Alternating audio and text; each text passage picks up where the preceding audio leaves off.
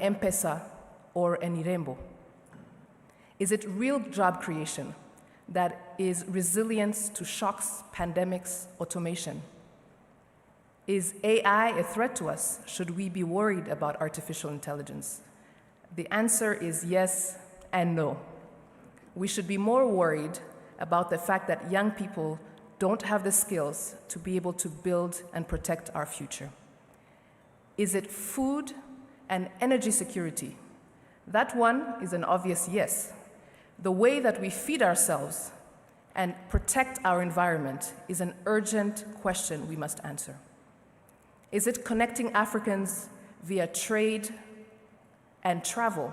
No matter how many times I hear this, it's still surprising how little Africans trade among themselves, or how expensive it is to travel by air, or how difficult it is to get a tourist visa in some places, even when you want to spend your hard-earned money. How can we move away from saying this every couple of weeks at the next conference? How can we fully operationalize and benefit from the African Continental Free Trade Agreement? And finally, how can we use our voice and our vote to be and elect the leaders that will set the tone for a dignified Africa, that solves its own problems, that pays its own bills, and that is a global player, far away from the political squabbles and the newest slogans that have nothing to do with us? À toutes ces questions, la réponse est oui, un grand oui. Mais comment y arriver? How do we get the politics right? How do we get the economics right? And how do we get the leadership right? To answer these very important questions, we will have two dynamic panels today that will tackle these three exact questions. We look forward to hearing from them, and we look forward to hearing from you in the interactive discussion that will follow. Reka ndangize mvuga ngo inkotanyi n'ubuzima. Twaribohoye, imihigo irakomeje, kandi twese hamwe nta cyatunanira. Murakoze. Before we get started on the panels, I would like to invite Vice Chairman of the Rwandan Patriotic Front, Dr. Christophe Bazivamo, to give us his welcoming remarks with your applause. Thank you.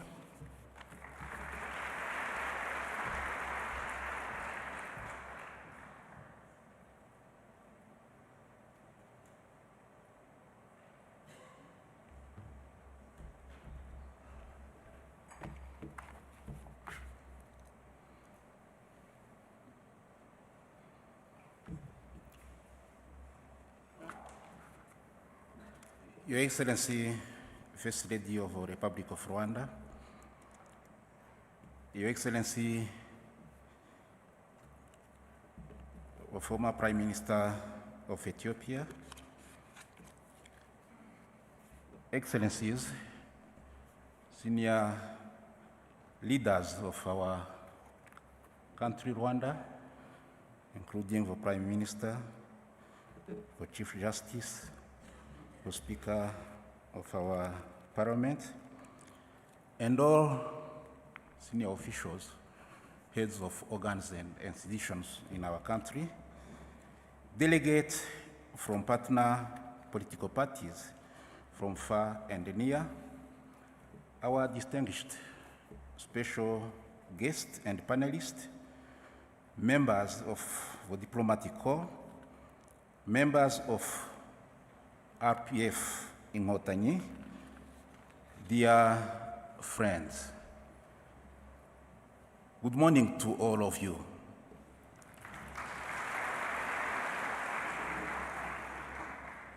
On behalf of RPF INKOTANYI, especially on behalf of the chair of RPF INKOTANYI, His Excellency Paul Kagame, President of the Republic of Rwanda, and chairperson of our party, RPF INKOTANYI, and on my behalf, I thank everyone who has joined us today.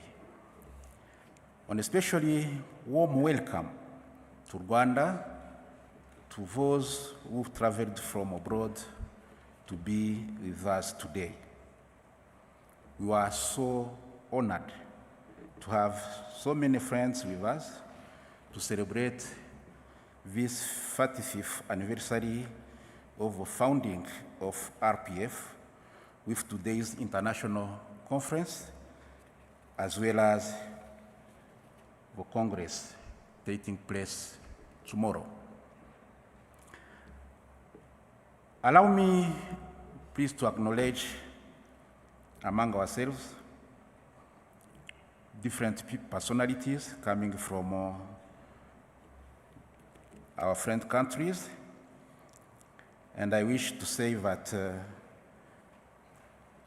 in this meeting, this conference, and also in the Congress, we will be actually very happy to have among ourselves a role model on inspiration for many people throughout Africa and beyond, and especially for our young youth, our young people, our youth, the future of our continent. And this will be, and is His Excellency Paul Kagame, the President of Rwanda and Chairman of RPF INKOTANYI. He will join us. 35 years seems like a long time, but for those of us who have lived through the rapid changes that have happened in Rwanda, it seems like a short time. Much has been achieved by Rwandans working together under the committed and visionary leadership of His Excellency Paul Kagame, for President of Rwanda and Chairperson of RPF INKOTANYI, and of course also with our partners. But much hard work remains ahead. This is why we are also so pleased to be able to stop for a moment and take some time to reflect on what liberation has meant for us and others around the world.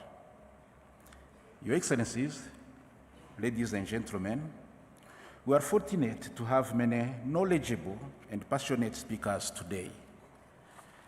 We look forward to a lively conversation on the meaning and practice of good politics, and also what it will take to drive progress and achieve success in the coming years, especially in Africa. Excellencies, as you all know, we need more tangible actions on the ground rather than words and documents for sustainable socio-economic transformation. And this for not only at national level, but also at continental level. For today's conference is expected to help move in that direction. I wish then to take this opportunity to invite you for insightful discussions, and I take this opportunity to thank you once again and wish you a very, very good stay in this beautiful country, Rwanda. Murakoze, thank you, merci, asanteni sana.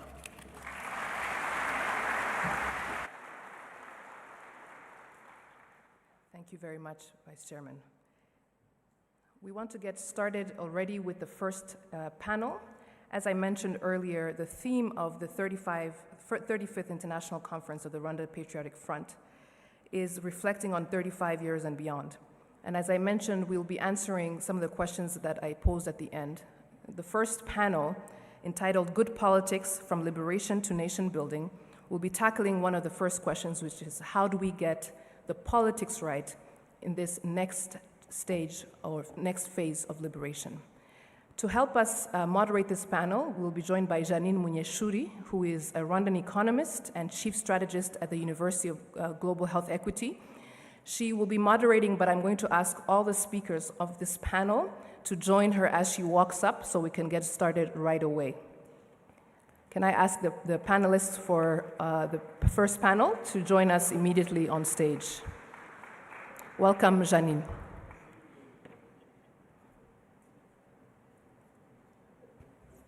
Thank you, Natalie.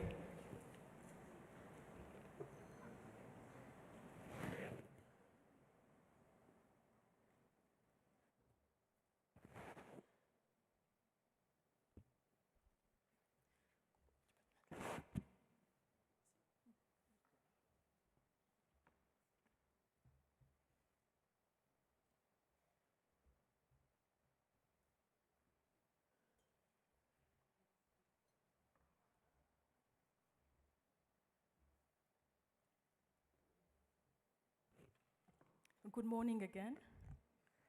It is my great honor and joy to be sitting in such great company discussing this topic.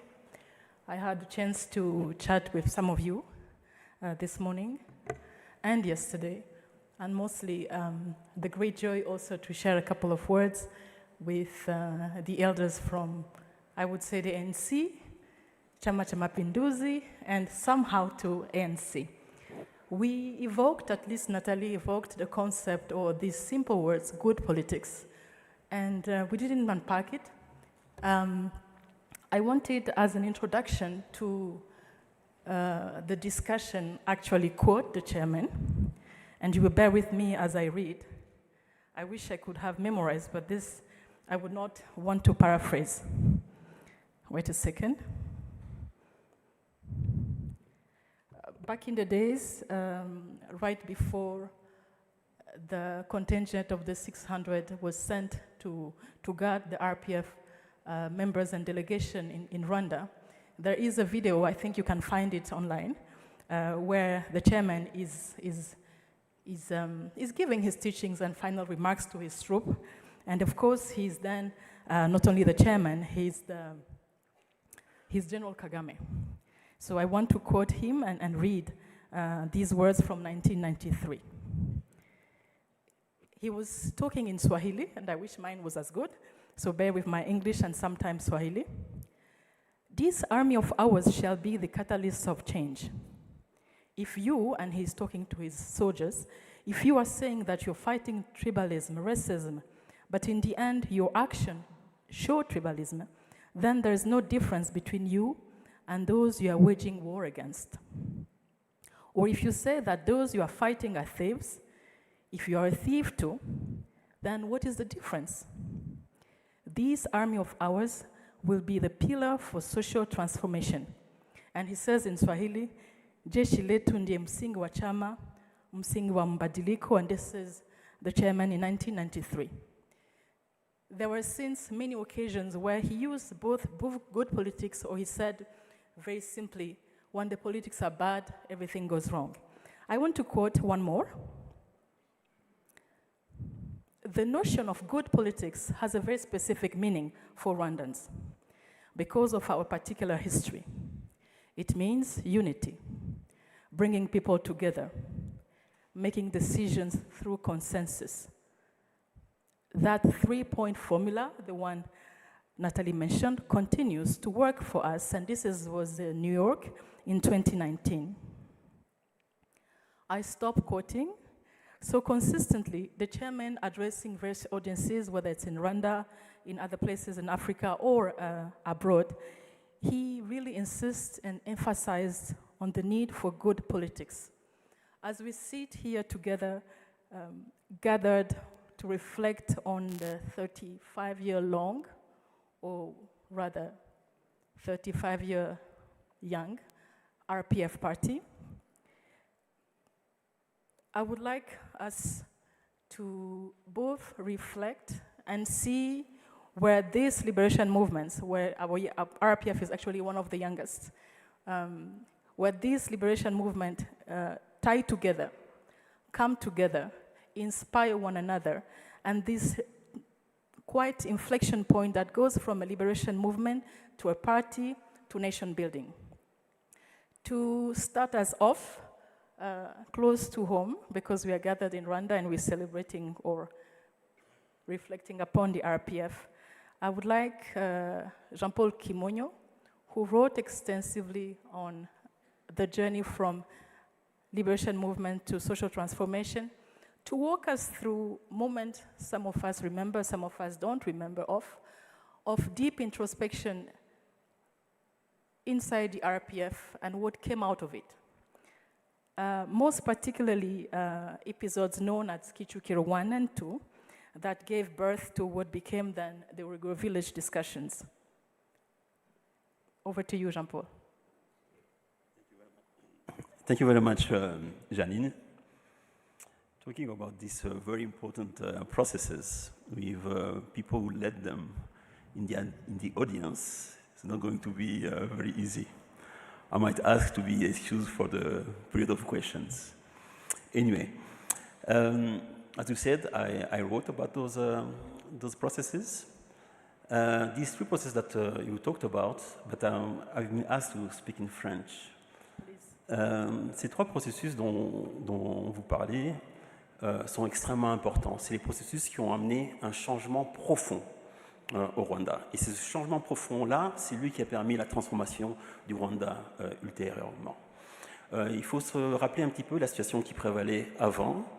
Les deux ou trois premières années après le génocide et la libération du pays, il y avait le chaos, il y avait les crises sécuritaires, crise humanitaire avec les rescapés du génocide et le dénouement le plus total. Mais assez rapidement, la situation, après 2 ans, il y a eu une espèce de réhabilitation, une certaine stabilité est revenue, légère.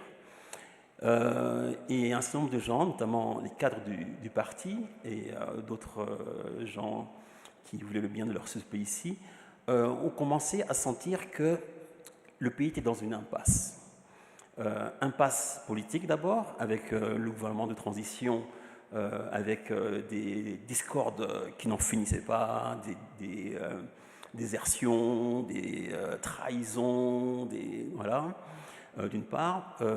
Impasse aussi au niveau de la gouvernance, avec beaucoup de membres du gouvernement aussi qui faisaient preuve de corruption ou d'abus de pouvoir. Impasse au niveau de la sécurité quand même, parce qu'il y avait encore beaucoup d'insécurité, et puis aussi impasse parce que les gens avaient peur les uns des autres, et vraiment il y avait un sentiment que le pays n'avançait pas. Mais maintenant, de façon assez particulière aussi, une colère a commencé à monter contre un certain nombre de cadres supérieurs du parti, et notamment des dirigeants du parti. Et là, la critique a commencé à monter de façon extrêmement intense à partir de 1997. Mais pour être fair, la critique aussi a commencé aussi à l'intérieur du parti même. Mais à l'intérieur du parti, les discussions étaient très franches, mais à chaque fois, les solutions étaient plutôt bureaucratiques. Un comité, un code d'éthique et tout cela. Et quand ces critiques-là se faisaient, les critiques étaient toujours de façon générale. On ne pointait jamais le doigt sur qui était responsable de ces problèmes-là. Et le parti est arrivé à un moment de crise, et notamment une crise interne aussi. Et donc le parti a décidé d'organiser un congrès, même si ce n'est pas le nom qu'on avait donné à ce congrès-là, donc Kichukiro 1. Kichukiro 1 qui a été très important, mais qui s'est fait dans le calme et qui n'a pas vraiment satisfait les cadres du parti. La chose la plus importante qu'a fait Kichukiro 1, ça a été le vote des instances. Et pendant ce vote-là, les membres du parti ou les dirigeants du parti qui étaient teintés par des accusations de malversation ou de mauvaises pratiques ont été écartés. Mais ils ont été écartés un peu dans le non-dit. Et malgré une nouvelle direction politique, c'est à ce moment-là d'ailleurs que le vice-président, ministre de la Défense de l'époque, est devenu président du parti, les cadres n'étaient toujours pas satisfaits. Et donc la critique a continué aussi bien, et donc le parti a décidé d'organiser Kichukiro 2. Et cette fois, Kichukiro 2 était organisé de façon à ce que tout soit mis sur la table. Bien que c'est ça qui a été l'intention, tout n'a pas été vraiment mis sur la table. Les gens ont été quand même assez polis, je dirais. Mais ce qui est bien de Kichukilo 2, c'est que les membres du parti ont décidé de répondre à la critique extérieure dans les journaux, tout cela, et donc profiter de Kichukilo 2 pour vraiment aller jusqu'au bout des choses. Et à l'issue de Kichukilo 2, il y a une clarté politique qui est venue, à savoir que les mauvaises pratiques, la corruption, abus de pouvoir, l'arrogance de certains n'étaient plus acceptables. Et donc là, vraiment, il y a eu une rupture politique profonde. Maintenant, entre les deux processus, il y a un autre événement très important qui est intervenu, c'est l'édiction de Urugwiro. L'édiction Urugwiro, c'est plutôt une plateforme que je dirais de politique et de stratégie pour le pays, mais aussi des directions politiques fondamentales qui ont été discutées dans l'édition de Urugwiro. À savoir, par exemple, par rapport à la question de la démocratie, choisir la démocratie consensuelle plutôt que la démocratie libérale de confrontation. Par rapport à l'économie, c'est là où Vision 2020 a été ébauchée par notamment le Dr Kabiruka qui est là. Bon, je ne veux pas jouer ce jeu-là parce que je peux pointer, à chaque fois que je dis quelque chose, je peux pointer quelqu'un. Voilà. C'est là où Gachacha a été décidé. Mais il y a un autre élément aussi très important qui s'est fait dans les décisions de Urugwiro. Ça a été une discussion en profondeur, et cette fois pas seulement au sein du parti, mais avec les partenaires politiques, que ce soit ceux qui étaient dans les autres partis politiques ou alors de la société civile. Parce que finalement, ces gens-là ne se connaissaient pas vraiment bien et n'étaient pas rentrés en profondeur par rapport à un certain nombre de faits, et il y a eu une discussion très profonde. Par exemple, il y a eu un clash extrêmement important par rapport à la question de l'unité nationale et de l'analyse historique qui a mené à l'impasse et au génocide. Et il y a eu un parti qui a sorti une motion, donc un document, et qui a été complètement remis en cause. Mais ce qui est bien, c'est que, d'une part, il faut voir aussi l'importance que ça a pris. Une réunion par semaine, tous les samedis, pendant un an, un peu plus d'un an. Non, un peu moins d'un an, 9 mois. Voilà. Et avec des sous-commissions, commencer à 9h, terminer à 2h du matin. Donc c'était extrêmement intense. La radio la radio, peut-être qu'on va y revenir après. Voilà. Et donc une décision extrêmement intense par rapport aux questions fondamentales qui se posaient au pays, et pas seulement aux questions, mais aussi à des choix. Oui, à des choix clairs. Voilà. Peut-être que je peux m'arrêter ici pour laisser parler aux autres aussi. Merci Jean-Paul. Thank you.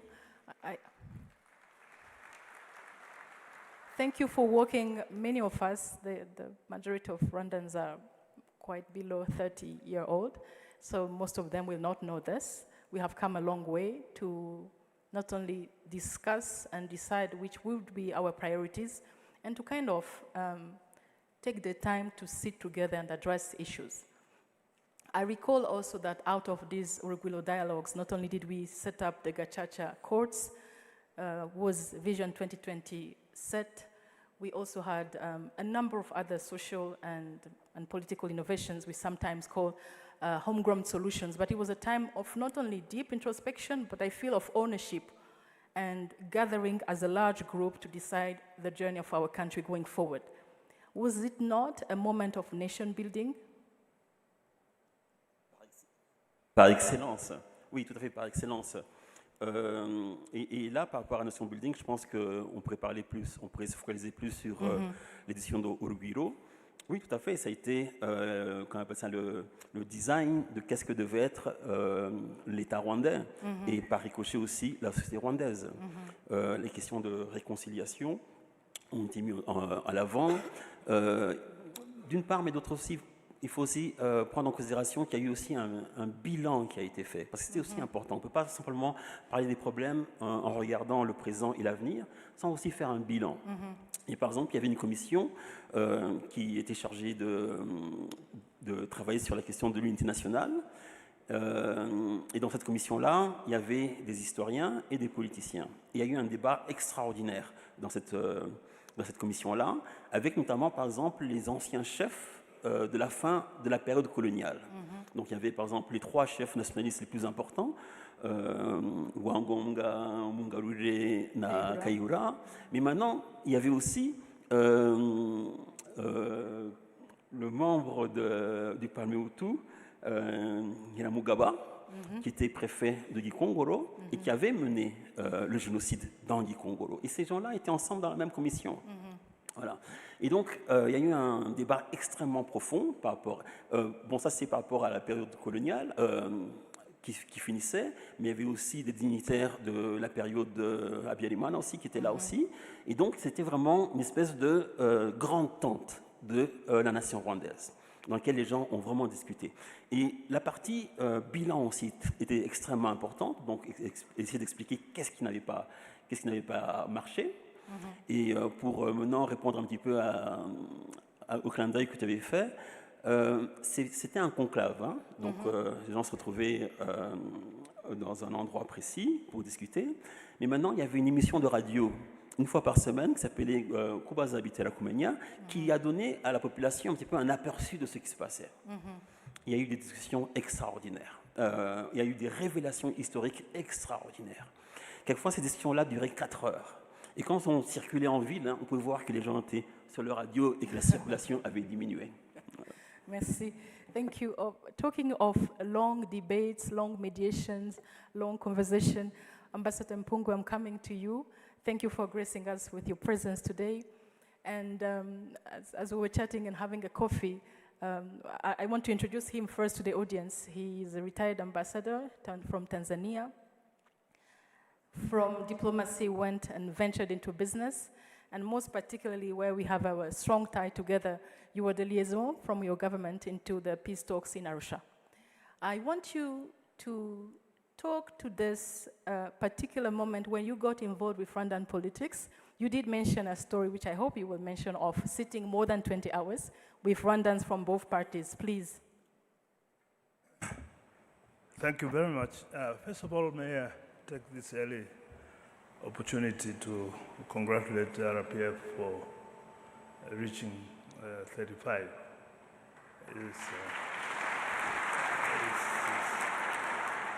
It's quite a young age, but given the circumstances of RPF's birth and the challenges that I had to face, you know, it's almost unimaginable that RPF would achieve so much in 35 years. I am saying this because I first got to know RPF when it was only 4 years, you know, and I've followed RPF developments in the last, been involved and been following in the last 31 years. And indeed, we've done a lot. And my initial involvement, as you had pointed out, indeed was in the context of the Arusha peace negotiations. And here I interacted quite closely, quite deeply with the RPF leadership. I was glad to see Tito there. He was surprised that I've gone more grayer than him, but not knowing the trouble that he was causing to me in Arusha is what caused the gray hair. But, you know, interacting with the RPF at that stage during the negotiations first, you know, to stop the fighting. This was the time that we made, as a region, we made serious interventions to stop the fighting after the previous attempts had failed.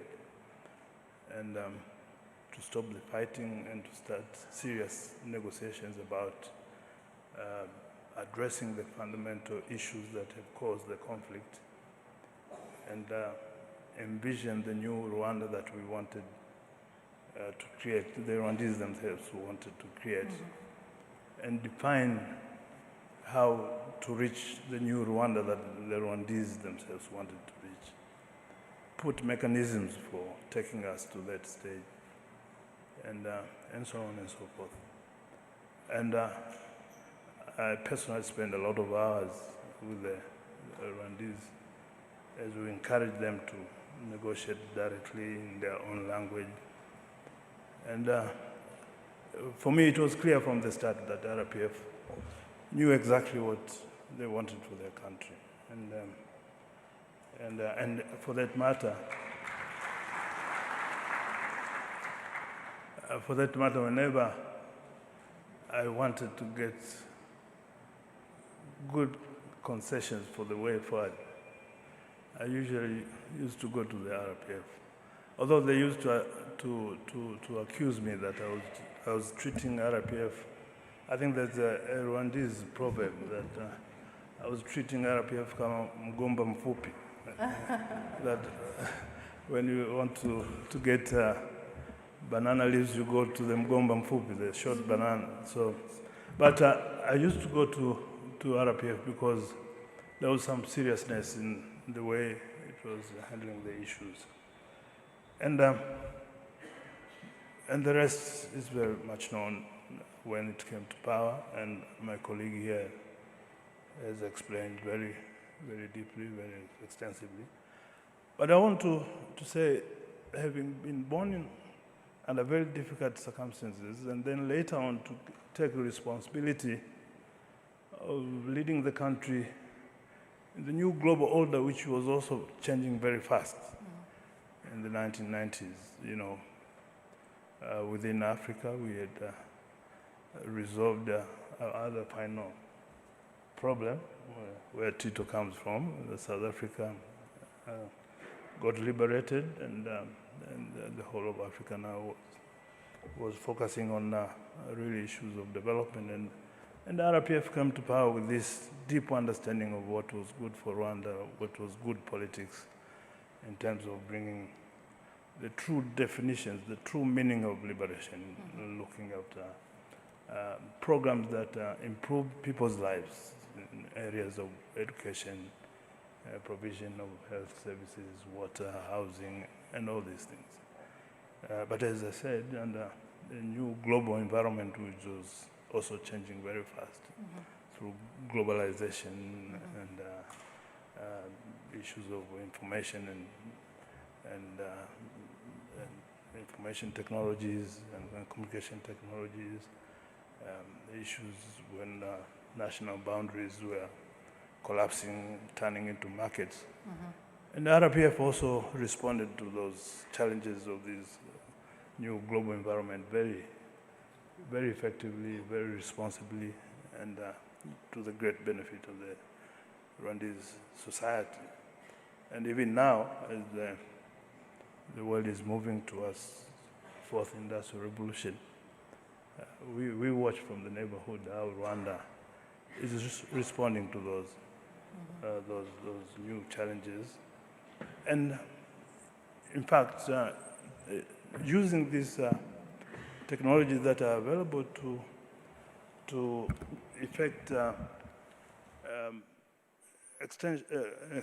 exponential growth to the society, because given the magnitude of development challenges that we have, the linear growth path cannot resolve, and taking full advantages of the technology that are available in the fourth industrial revolution, Rwanda is making a lot of strides. And again, the situation is not getting easier. We are now, the whole world now is facing geopolitical challenges, and I'm sure Rwanda will also measure up to the challenges and the opportunities that will come. Thank you very much. Thank you, Ambassador.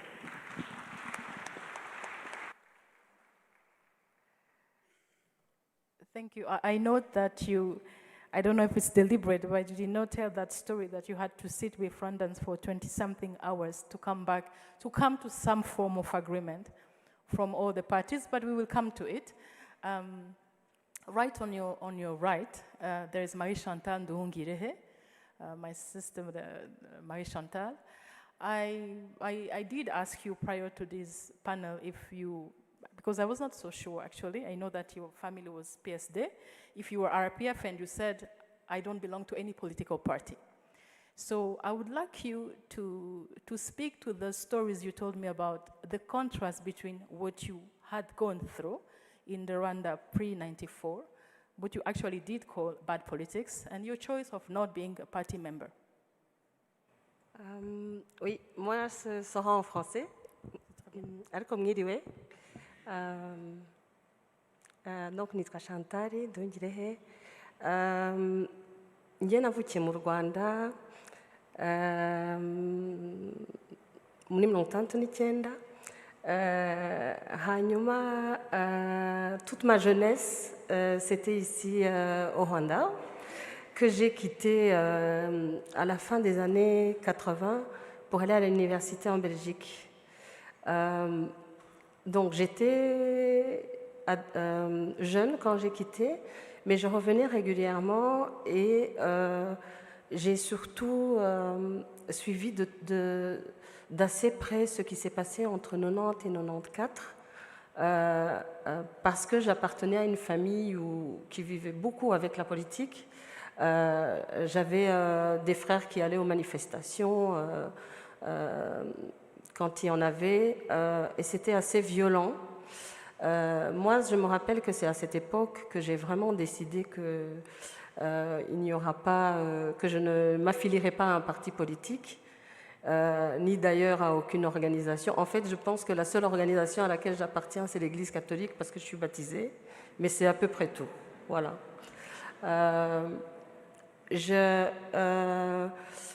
Moi, il y a quelque chose que je trouve qui est très important pour moi dans les valeurs que véhicule le FPR. C'est le premier, tout ce qui est lié à l'unité et tout ce qui est lié à staying together. Parce que le Rwanda dans lequel j'ai grandi, cet aspect-là était compliqué, même si nous ne le voyions pas à l'époque. Moi, je fais partie des gens qui avaient 16 ans en 94. Quand vous aviez 16 ans en 94, vous aviez une carte d'identité ethnique. Dans ma carte d'identité que j'ai conservée, il y avait même le clan à côté. Donc, c'était... à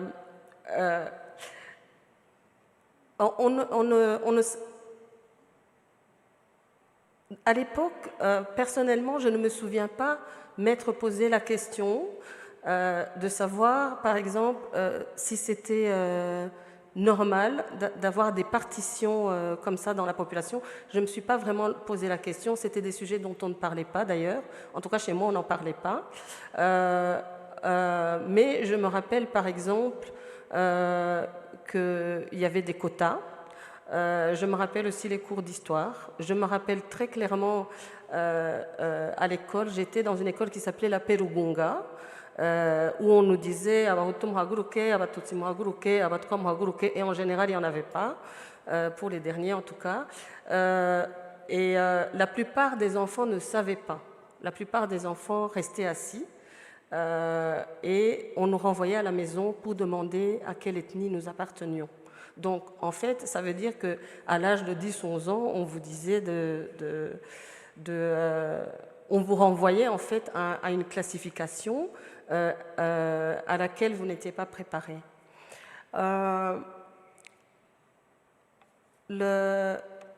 Pour ce qui est du FPR, en fait, moi, njyewe INKOTANYI ya mbere twahuriye mu Bubiligi muri 1989. Yari avuye I Burundi, ari impunzi, hanyuma njye nakekaga ko ari umurundi en fait kuko yavugaga ikirundi, yavugaga antuka hamwe na accent y'abarundi. Noneho yegera abanyarwanda babaga aho ngaho aho twigaga I Louvain-la-Neuve, atubwira yuko ari umunyarwanda. Turamubwira ngo yuri umurundi kuko yavugaga ikirundi. Noneho atubwira ko ari impunzi y'umunyarwanda.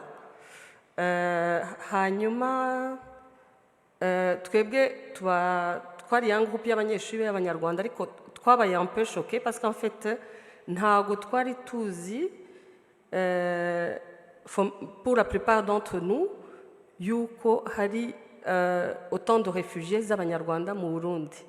C'est-à-dire que comme yamilitaga yaradusobanuriye la question des réfugiés, il nous a expliqué, et moi j'ai vraiment découvert la question des réfugiés rwandais à l'âge de 20 ans en Belgique. Et c'était mon premier contact avec le FPR, parce qu'à l'époque, oui, il présentaga déjà INKOTANYI. Alors, le second moment où moi j'ai été beaucoup en contact avec des membres du FPR, c'est en Belgique, toujours, où j'ai passé en fait plus de temps qu'au Rwanda, en vérité, plus de 30 ans. Je suis rentrée après le Covid, et c'était au moment où il y avait, on travaillait sur les lois sur la négation du génocide en Belgique. Et là, moi, j'ai découvert le négationnisme parce que, à cette époque, même si je vivais depuis longtemps en Belgique, j'étais très au clair avec le fait qu'il y avait eu un génocide. Ce qui est aussi une question à se poser, je pense, pour les jeunes Rwandais, de savoir est-ce que vous êtes au clair avec cette question-là. Et donc, on a dû se battre, on s'est mis à plusieurs, on a dû se battre parce qu'on s'est rendu compte que en Belgique, il y avait du négationnisme, et la plupart des gens avec lesquels on travaillait, c'était soit des rescapés, soit des membres du FPR, soit les deux d'ailleurs, souvent. Voilà.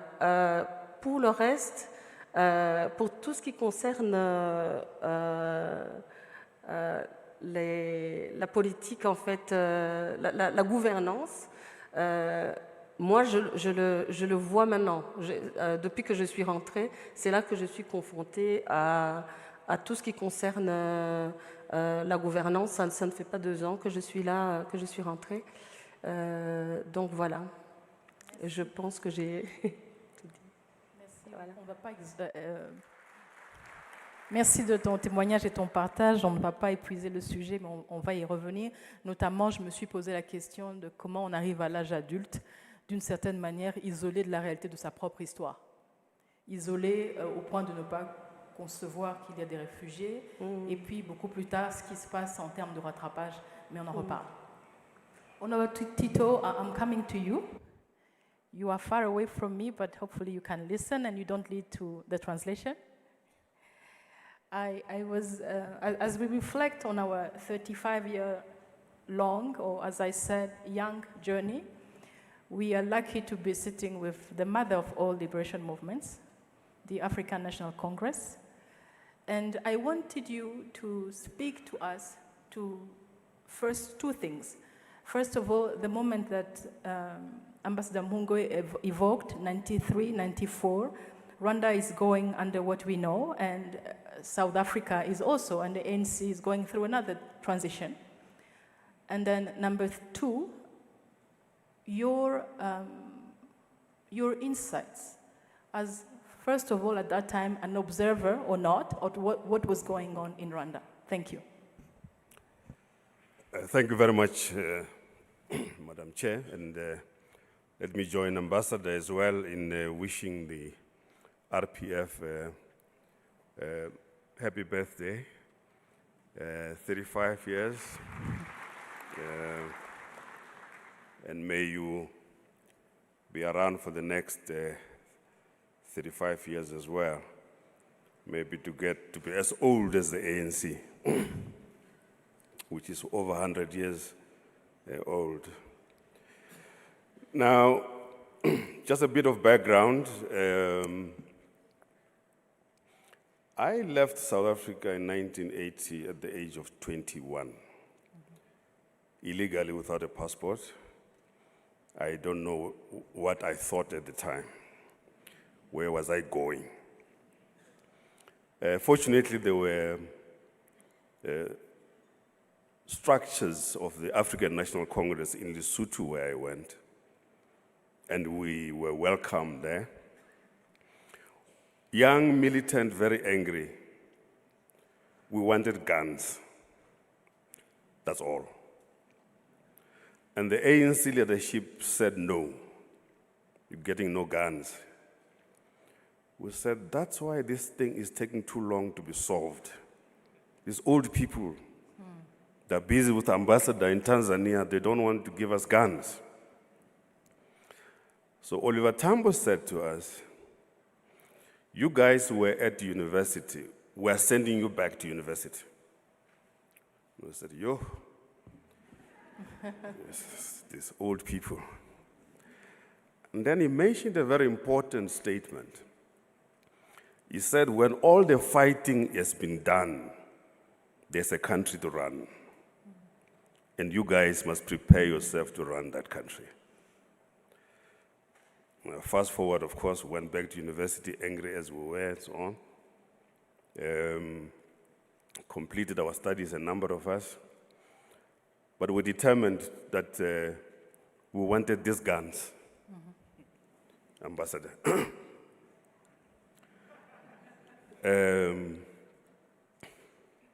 We wanted these guns. Fortunately, in the ANC those days, if you have not undergone military training, you were taken as an uncircumcised boy.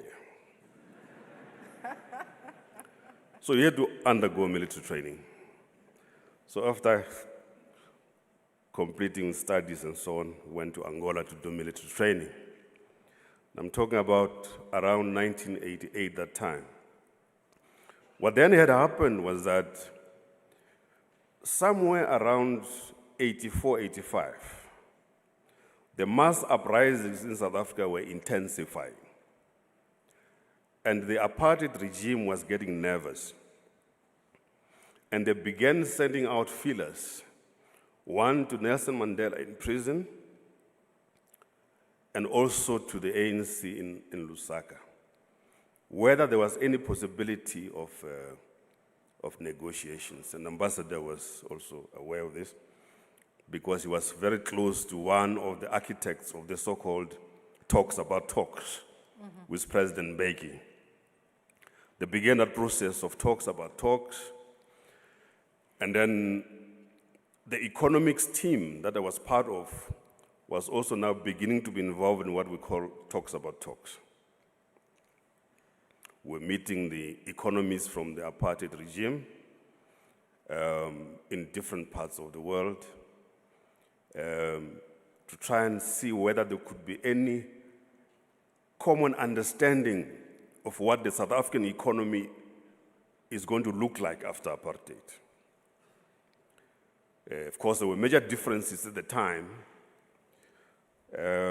because the ANC was still very deeply rooted in the framework of nationalization.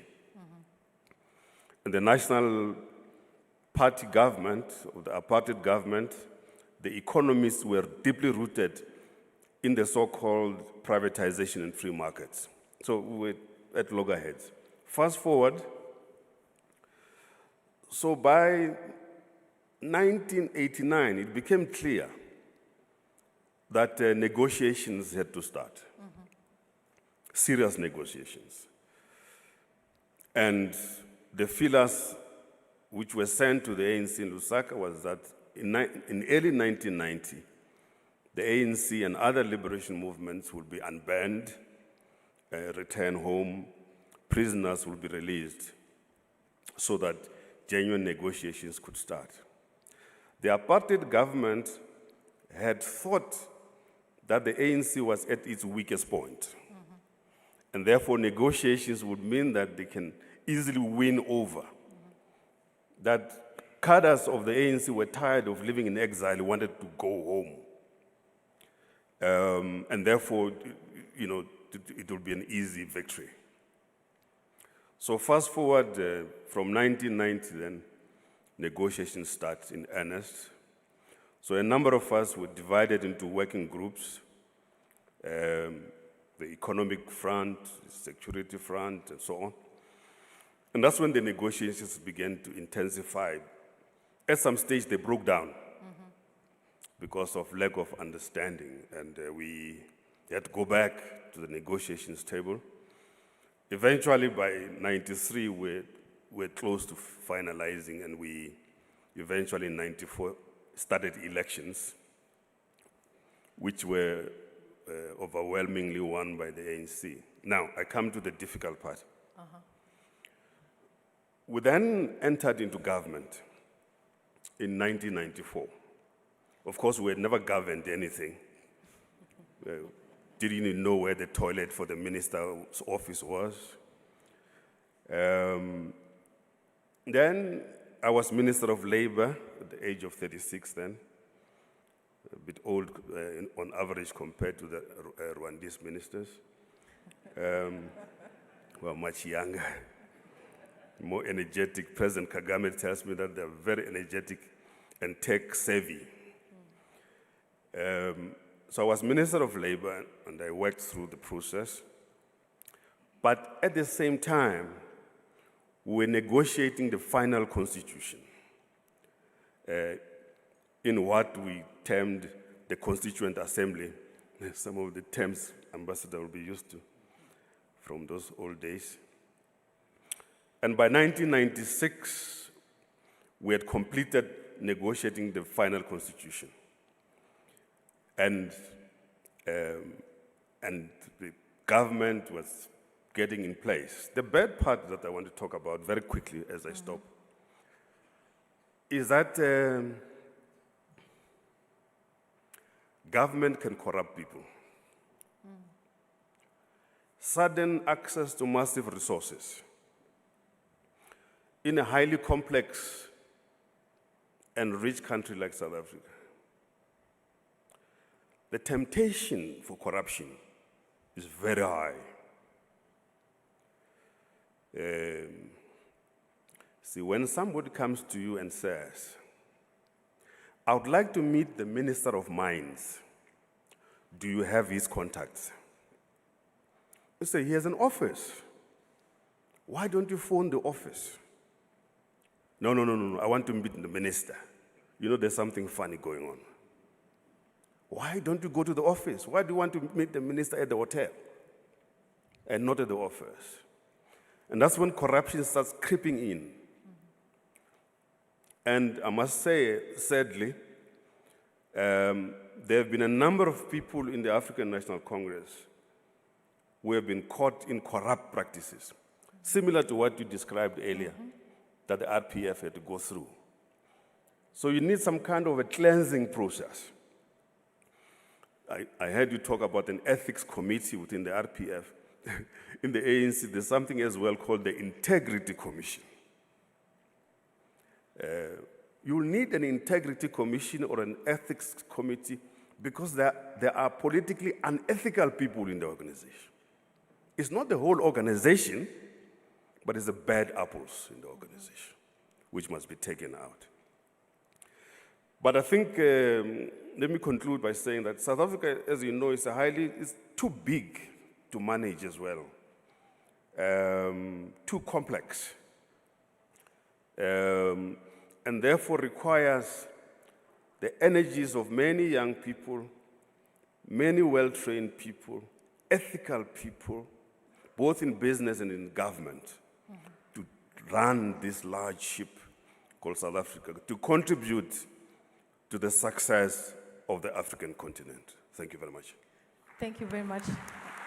Thank you. You spoke to many points I would like all other panelists to address.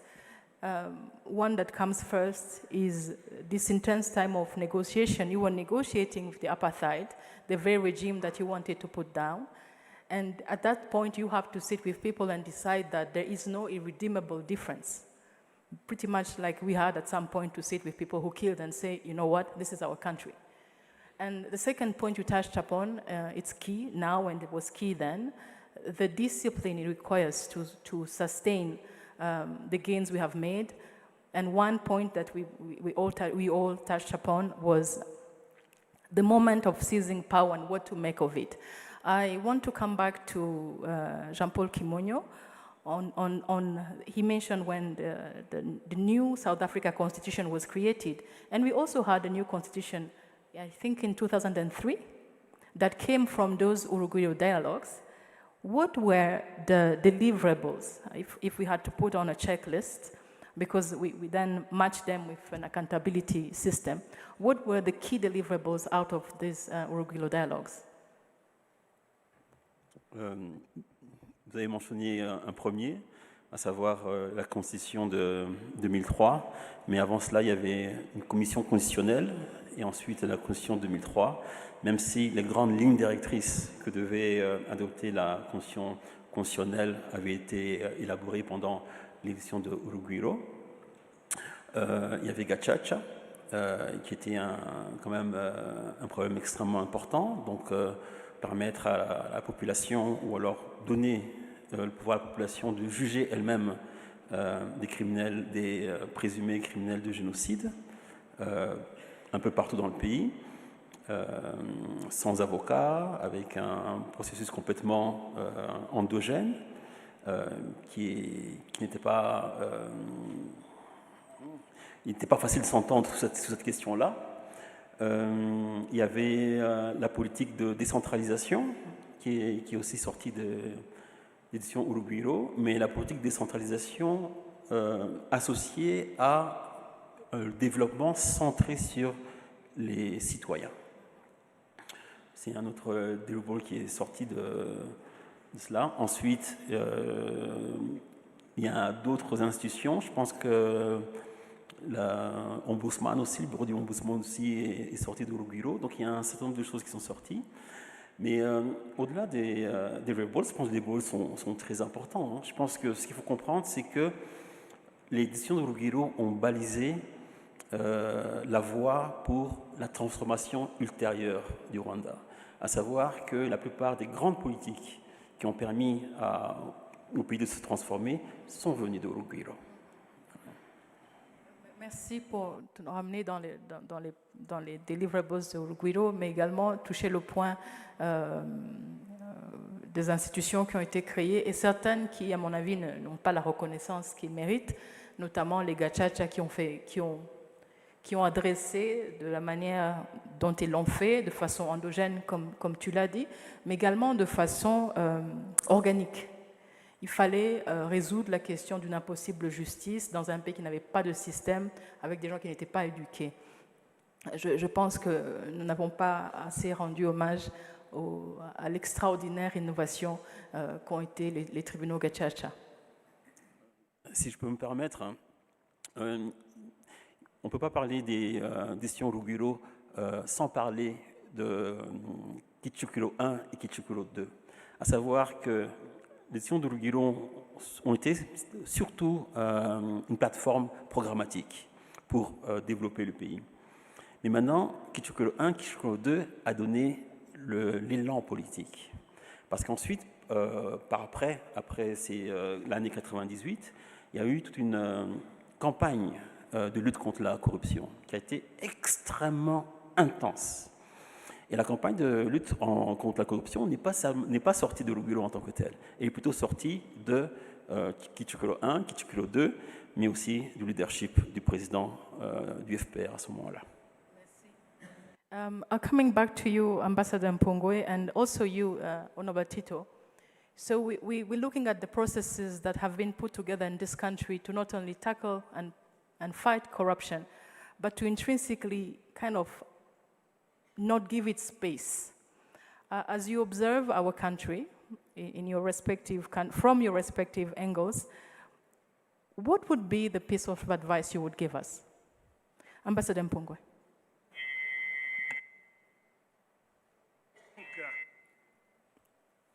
The mic, the hand mic.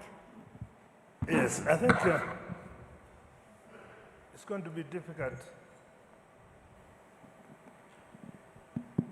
I think it's going to be difficult to give RPF a piece of advice because, as I said before, the movement has been very clear of its historic and strategic task within Rwanda through the struggle and even after the struggle.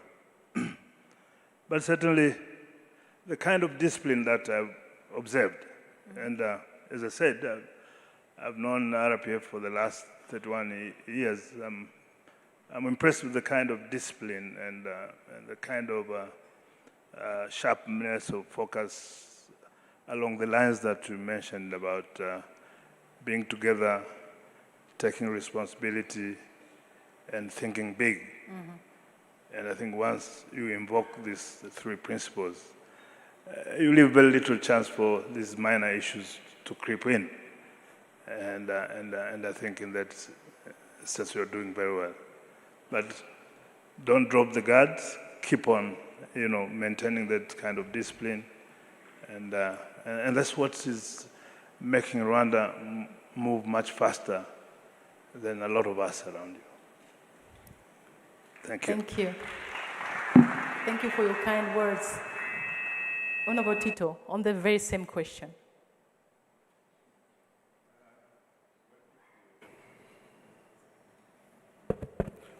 Well, if we were in Lagos, I would say I agree with everything that Ambassador said.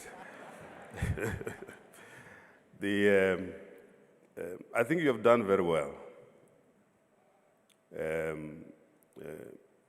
And one of the most impressive thing that you have done is your intergenerational policy.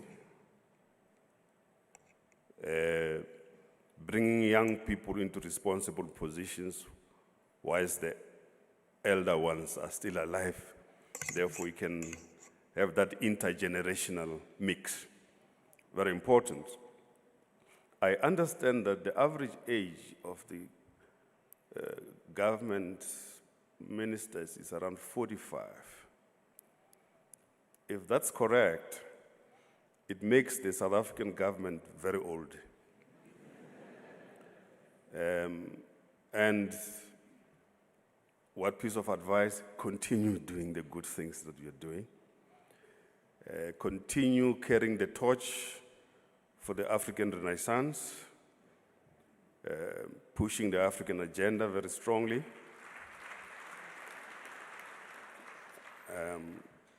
Continue to make the city of Kigali clean.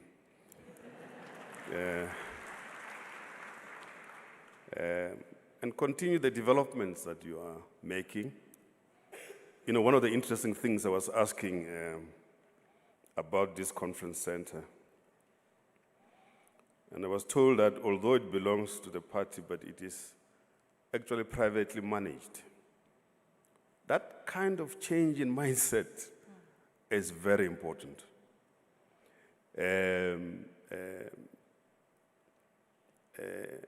It's a different type of mindset. You can see I'm spending too much time with President Kagame. I'm using the words like mindset.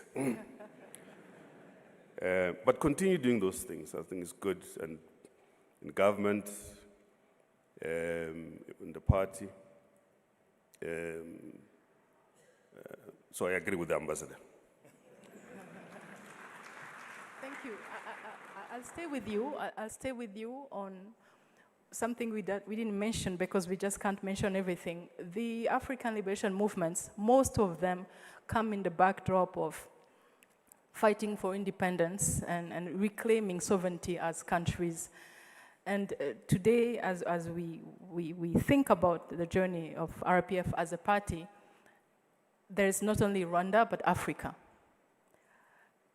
And you were a member of the African Union Reform Team. Would you say that what is true for a country, that we can sit with deep rifts and try to mend them, would you say that what was true for Rwanda and Rwandans as a people and the country could be true for the continent? Ditto. Oh. There's just one small thing that the RPF will have to confront in the years ahead. That is developing from being a broad front into a defined political party. That's going to come in the next couple of years. I see it in the ANC, which has always been a broad church, but increasingly is becoming definable as a political party. I think once you get involved in government, in parliamentary politics and so on, it also begins to shape your organizational structure and how you function. But I think it's early for a 35-year-old organization, but it will take a bit of time. Now, I mean, whether it's Chama Pinduzi, whether it's ZANU-PF, MPLA, Frelimo, we see changes as well happening in these former liberation organizations. In fact, Chama Pinduzi comes from TANU. Yes. So you'll see these organizations, as they mature, becoming more political party and less broad fronts. Doesn't mean that you're going to chase away a number of people. It just means that even the way you do things to begin to change. I mean, I see it in the ANC, for example, the chief whip in parliament, the relationship between the chief whip and the speaker of parliament, and then the chair of the party on the other end, requiring a new way of working together, which was slightly different to when you were not in government. So, and also over the years when you are in government, there's too many exogenous factors that come into play that you have to be aware of.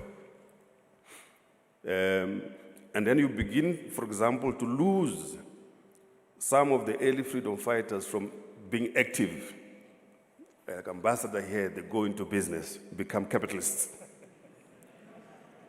And they become party funders. They have a different type of influence now. So that is naturally going to happen when you take more and more responsibilities. Some of your experienced cadres become ambassadors all over the world. They're not at home all the time.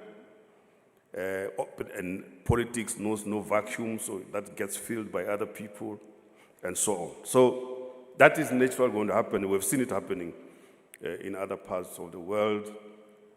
But I want to again end up by emphasizing that, as has been said before many times, power can corrupt, and access to massive resources can corrupt. We've seen it in all these countries that I've mentioned. And sometimes to an extremely disappointing state of affairs. So we have to watch out for that and not allow outside forces to over-influence us. And also, given the new constellation of power in the world, whether it's about the growth of China, the fights over the Taiwan Strait and others, which then we find ourselves as Africans caught up in something that has got nothing to do with us. So if we're not properly organized, we're likely going to be fighting other people's wars. That's why as political parties, we need to be better organized and have constantly a program to evaluate the global sphere so that we can continue to grow and serve our people. Ambassador? Okay. Thank you. Thank you very much. The need to remain vigilant, to self-assess, self-criticize, and keep alert as the world changes and we change as well. We have heard a lot of great wisdom from the gentleman on this panel and a little less from Marie-Chantal. I know that you expressed, I don't know if it's correct to call it concern, but something about that preoccupies you about the youth of Rwanda today. Yes. En fait, au moment du recensement, j'ai participé à Omushitirano et en fait, ce qui est aussi, on a parlé du recensement qui est aussi quelque chose qu'on a fait de grand en fait. Hein. On n'en parle pas assez. Hein. Si on comptabilise les pays en Afrique ou ailleurs qui ont fait de tels recensements, il n'y en a pas tant que ça. Donc j'avais ce petit booklet entre les mains et je regardais les chiffres de la jeunesse et je pense que, si je me souviens bien, 70%, enfin 70%, 70% des jeunes, 70% de la population rwandaise a moins de 30 ans, ce qui est un chiffre énorme et ce qui fait de beaucoup d'entre nous des seniors. Hein. Mais moi, ce qui m'a préoccupée, tout d'abord, parce que probablement pour la plupart des gens de ma génération, hein, 94, c'est une année pivot. Ça veut dire que beaucoup d'entre nous calculent en disant, par exemple, ces jeunes, en 94, ils avaient 5 ans. Donc, et beaucoup d'entre eux n'étaient même pas nés. Je le remarque beaucoup depuis que je suis ici parce que je m'aperçois qu'ils regardent ce que le Rwanda a vécu en 94, c'est-à-dire une catastrophe sociale et une libération. Ils regardent ça comme de l'histoire parce qu'eux, ils vivent dans un Rwanda où ils n'ont pas... il y a des batailles qu'ils n'ont pas à mener. Voilà. Ils ne sont pas triés à l'école par classe ou par ethnie. Ils ne sont pas, ils sont poussés à entreprendre. Enfin, ils ont une autre. Et surtout, ils vivent dans un pays en sécurité, très important. Et donc, moi, j'ai l'impression que les jeunes, beaucoup de jeunes, prennent ça pour normal, ce qui est normal, mais pour acquis surtout. Ce qui est plus préoccupant. Aussi, je me suis aperçue aussi qu'ils ne connaissent pas nécessairement l'histoire. Par exemple, tout ce qui concerne le génocide, le négationnisme, les mémoriaux, qu'ils ne fréquentent pas beaucoup, j'ai l'impression. Je pourrais me tromper. Moi, je pense que c'est très compliqué.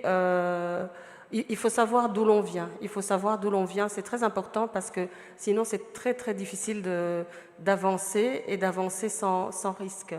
La plupart des miliciens qui étaient là en 94, c'était des jeunes aussi.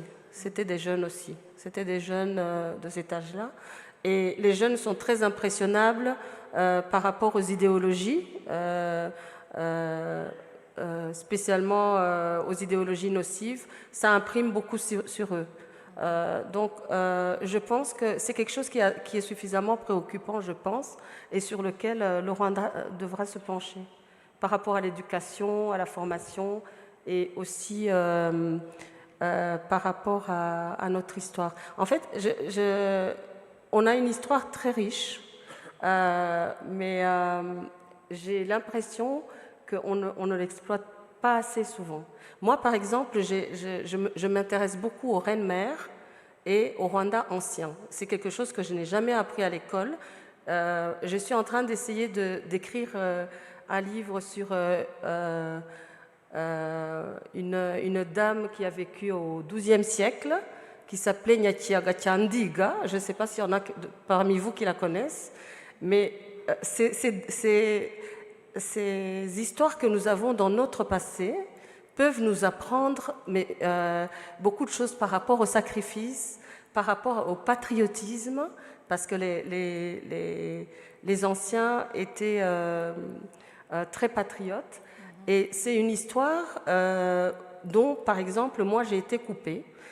Parce que j'ai grandi dans un Rwanda où on ne nous apprenait pas l'histoire. En tout cas, on ne nous parlait pas des reines-mères, sauf les noms et les listes de généalogie.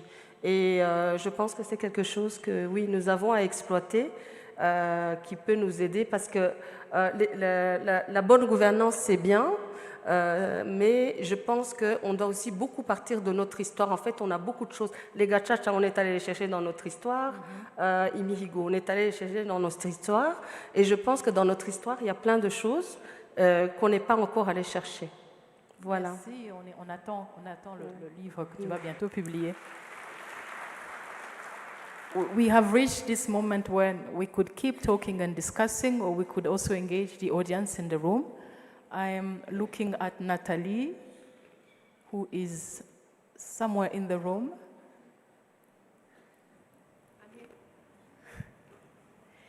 I hope you have collected a couple of names for contributions or questions. Yes. I think to get started, just as a housekeeping, when you're going to share, please stand up and tell us your name so that we're able to also see you on the screen.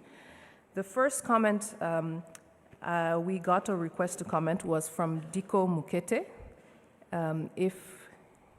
Where are you? You're there. Do you have a mic?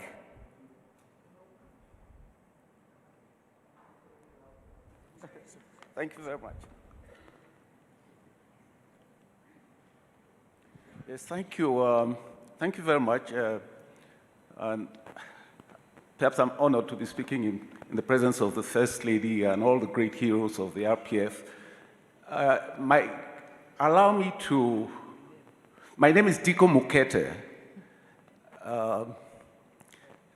from Cameroon.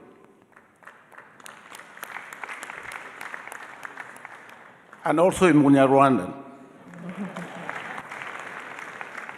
Yes, if you'd allow me, I'll make just a few quick comments. First of all, we are celebrating the 35th anniversary of this great organization. I'm certain that time did not allow the panelists to elaborate on the background.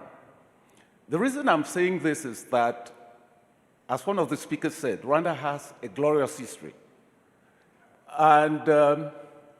And she went on to say that it's important to know the history of Rwanda. Because we talk of 1994, a great human tragedy.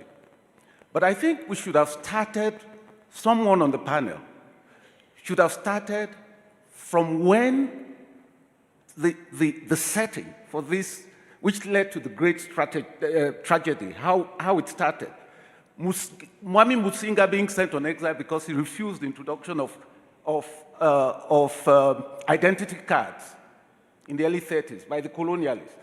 And then fast forward and that created the foundation of a division of a nation, because this is one of the greatest achievements of the RPF. Building a nation which is staying together and building a capable state, which they did, they laid the foundations for during the famous Urugwiro discussions of 1999. That is important because, fast forward, 1959, Umuyanga, the genocide which Colonel Logist boasted that he assisted. 63,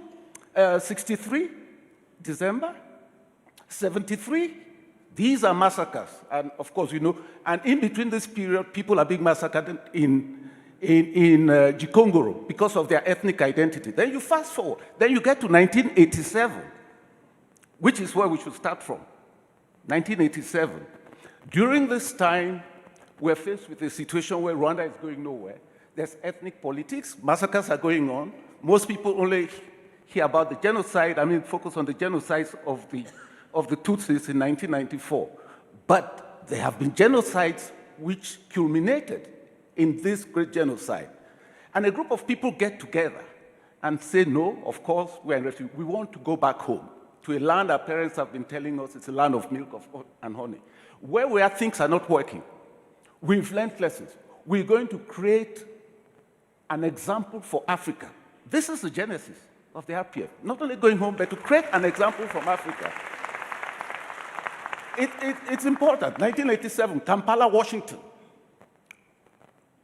Our main thrust is to reunite our nation, draw from the from the lessons of the past of Rwanda. Rwanda of Ruganzu Mbiwa, Rwanda in the 14th century, Rwanda of Ruganzu Ndori, Rwanda of Rabugiri, Rwanda of Musinga.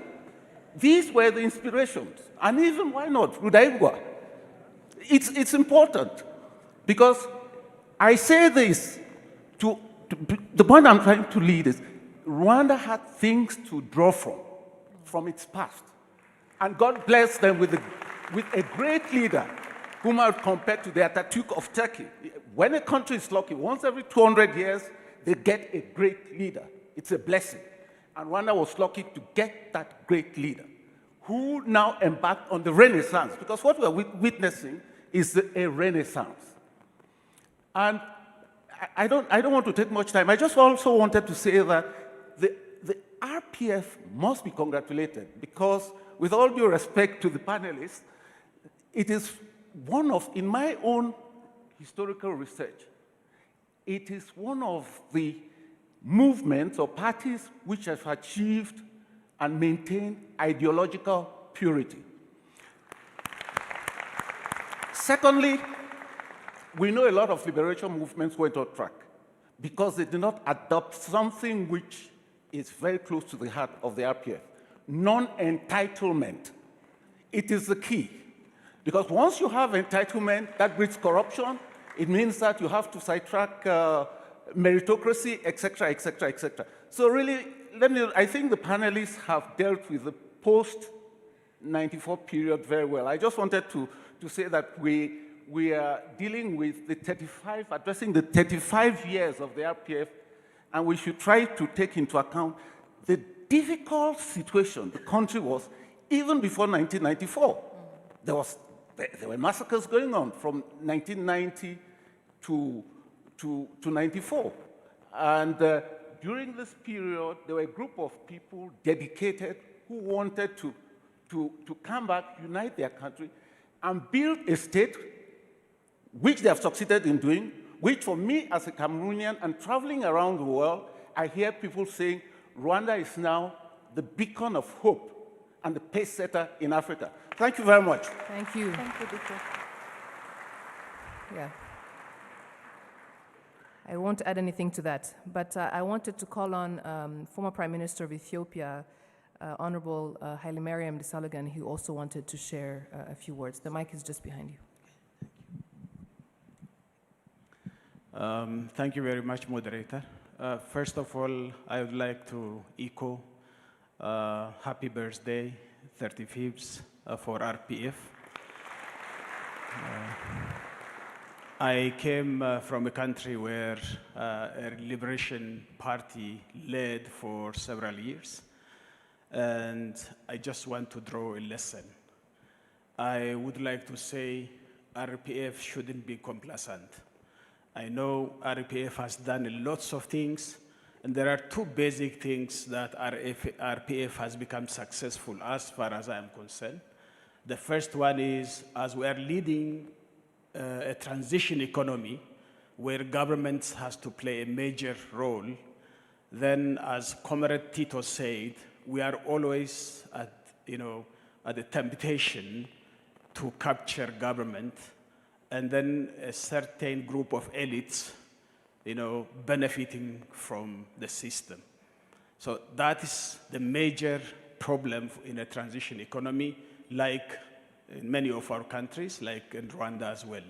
So the good thing is, different from other countries, Rwanda has made it to become one of the best African icons in doing business ranking, so that government becomes transparent, and therefore the room for capturing becomes very less.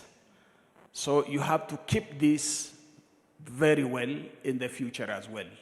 That's, Comrade Tito mentioned a number of liberation movements, including ANC, now suffering from state capture. My own party, EPRDF, has failed because of the state capture. And similarly, ZANU-PF and other liberation parties are still struggling. So the most important issue is this rent-seeking behavior, which RPF is very good at, but you shouldn't be complacent. The more you stay in power, the more there are exogenous factors that come in that derails the real issue from your hand. So I think this is one lesson I should tell. The second one is, for liberation parties, when there is declining inter-party democracy, then there is a problem. Like my own country, ethnicization of your grouping and focusing on tribalism and a number of other groupings, including in religion, which denomination you come from, whatever. So these kind of unholy groupings are the ones who derail the functioning of a party and the leadership. So I think these two cancers has to be always amputated from the party, and you should always be vigilant. So, so far, as a young party amongst the liberation movements, RPF has done excellent things, but you should always be vigilant and keep this by getting lessons from our own failures in the liberation for parties in Africa. I thank you. Thank you. Just as he said, avoiding complacency and staying united. I wanted to call on Dr. Usta Kaitesi, who also wanted to provide a comment before we proceed. Where is Dr. Kaitesi? Thank you very much, moderator. I just wanted to come back on the complacent element and building strong institutions. And I want to really appreciate the inclusion element and the space for dialogue that this country has chosen and the RPF has been leading in many ways. And that has really informed the reasons why complacent is less likely. But of course, the advice that has been on the table stands. So, and I'll give the example of the intention of being inclusive, not at the intellectual level just, but also not at the strategic level just, but also at the citizen level. So the Rwanda Governance Board, which is the institution that is in charge of promoting good governance and service delivery, collects every year a citizen perception survey on service delivery. And through that, the citizens are able to inform their evaluation of the governance system of this country and the service delivery. And I wanted to just highlight that through that particular practice, we are able actually to even allow the space to understand how much those who are performing and delivering on good governance and good politics are doing it. And that brings back to the definition, and I think I want to really end at the definition of good governance that this country took through the Urugwiro dialogue, which is accountability, transparency, and efficiency in using the scarce resources that this country has. So if citizens are able to grade the mayors on how much they allow them the space for participation, and if they are able to grade them on how much they are satisfied on delivery of the transformational journey, I guess that permits how we deliver on good politics. So as earlier said, the political intention of inclusiveness, the political intention of accepting dialogue permits the inclusion and the intergenerational inclusion. And allow me to end at this. Once I spoke with one of the senior cadres of this RPF, and he mentioned something that I hold dear. He said that from the beginning, RPF chose to be inclusional. And he said we included everyone and allowed the space for the intellectuals, but we also wanted to demystify the intellectual arrogance of those who are only educated. So the collective nature of the RPF, including everyone from the ground, which has informed also the reconstruction of this country through grassroots structures that are inclusive, from the youth to women to people with disability and to other political partisans has been a core element of how Rwanda has been delivering on good governance and good politics. Thank you. Thank you. Thank you, Usta. We have a couple of announced interventions. Richard Mugamba, the floor is yours. Can you please stand up? In the back. Hello. Thank you. My name is Richard Mugamba. Recently, some of my comments went viral because I speak my mind. I always try to pursue those who committed genocide in my own way. Though I'm not a Rwandese, you have two problems. The first problem, keep doing it because it is your strength. You want to hear it? Rwandese, your biggest problem is you have done so well. And when you do so well, you will be attacked left, right, and center. They are not attacking Somalia. No. It's a failed state. Do you get my point? So when you are attacked, feel proud. Yes. So don't stop doing that problem. Your second problem is the people you thought have vanished, they are coming back through the back doors. You hear some comments. They are talking about eliminating people called Banyamulenge. There is no tribe called Banyamulenge. It doesn't exist. But in Kinyarwanda, there is Omurenge, which is probably a village, or those who live together, probably have met them in DRC. Now, when you see an international media giving a space to the very same voices that resembles what happened prior to the genocide, that's very dangerous. And that international media has tried to edit your history here. Recently, they claimed 1 million people didn't die. Then they said maybe the number was 400,000. But let's talk about even 10,000 dead bodies. You put those dead bodies at Amauro Stadium. How horrible would that look? They tried with documentaries. They are very powerful. They have finances. We have to fight them wherever you are. If you don't, I'm afraid everything will go back. Final. I came here, was a very young man, 26 in 1994 as a journalist. That's my business, though I've retired. I was a very good man, very good Seventh-day Adventist. I wasn't drinking. I started drinking here after 2 months because the things I saw. Imagine you are 26, every day you confront dead bodies and you have to report stories in Europe, and those guys sometimes will say, no, we don't have space. You know, that's Rwanda, a tiny country. So I thought Primus might solve my problem. It didn't solve. Then I decided to be somebody who I talk to God without going to church because I believe my conversation with God is too personal. I love your country. I'm not a Rwandese. I'm a Tanzanian from Mara region. Thank you for what you have done and keep doing it. Asante sana. Thank you. Thank you for bearing witness. How can we pay tribute to the many non-Rwandans who stood by us in that long, dark night? Thank you. Thank you.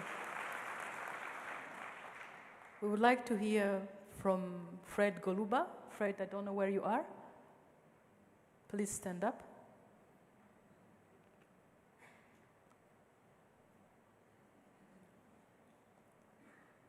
Thank you very much, Janine.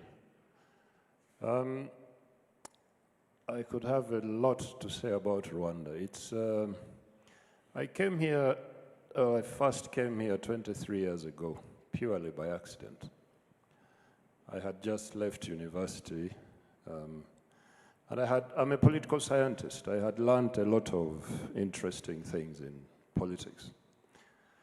But there are many ways in which Rwanda has helped me to question, even to unlearn some of the things that I was taught as a student.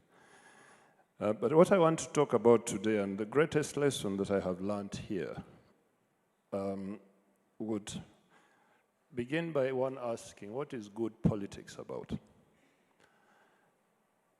What Rwanda teaches me is that good politics is about, first and foremost, finding common ground among potential political adversaries. You have to agree.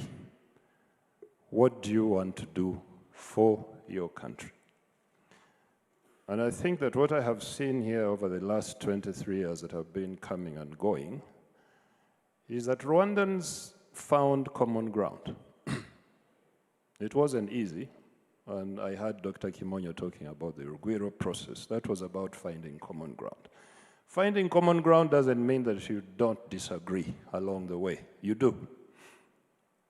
But you build consensus along the way. You keep building consensus. What that produces is stability. Without stability, you can't do anything. Because you need stability in order to think creatively. And nation building or state building is a process that requires creative thinking. And I talked to a lot of people who visit Rwanda for the first time. They get surprised, shocked by the progress they see here. And clearly, what has happened in Rwanda is evidence of creative thinking on the part of the RPF and its political partners. Now, these are the lessons that I think that the rest of us Africans should be learning from Rwanda. They are not easy lessons to learn, because the biggest challenge of trying to learn from Rwanda is that it involves a whole process of unlearning what we think we know about good governance, about democracy, and about good government. And I think it's not easy to learn. But I wish the rest of us Africans could take these as important lessons from this country. Thank you. Thank you, Fred. It is almost a call to set up a school of good politics. We haven't heard from young people yet. I see, oh, I heard that Fiona was in the room. Fiona, where are you?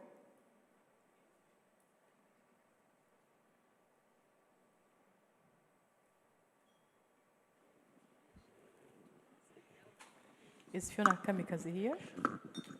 Yes, thank you very much, Janine. My name is Fiona Kamikaze, as mentioned. Happy anniversary to our party. Happy 35th anniversary to RPF INKOTANYI.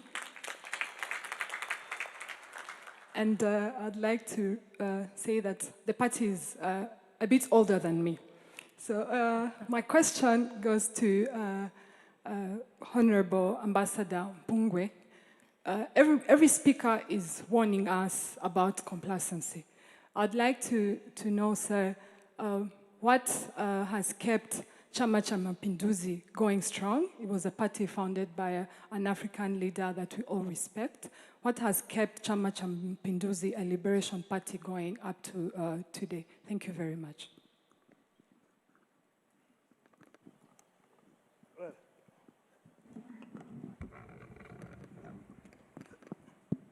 Thank you very much. Well, I think I was wrongly introduced. I've been very much involved in the liberation struggle, as my brother pointed out here. In fact, my entire career has been in Southern Africa. The only time that I was away is when I dealt with the Rwandese problem. But in the process, I've never belonged to any political party because the priority was so different. It was to get Africa liberated. And we were going beyond the limitations. Of course, the movements were there. But to answer directly the question, what has kept Chama cha Mapinduzi going, and what will keep anything going, be it a political party, a company, a football team, or whatever, is to stick to the fundamental principles that give reason for the birth of that movement. And I think this is where, going forward, the challenge for RPF becomes that continue to become relevant to the challenges and development requirements of Rwanda. And this is when you come to define good politics. I think what RPF has been doing in the past should continue. The anger against poverty, which we all know, this is what is devastating Africa today. Biggest cause of our poverty, in spite of having a lot of resources. So I think for RPF going forward, continue the anger against corruption, against misuse of public resources, against lack of accountability in public service delivery.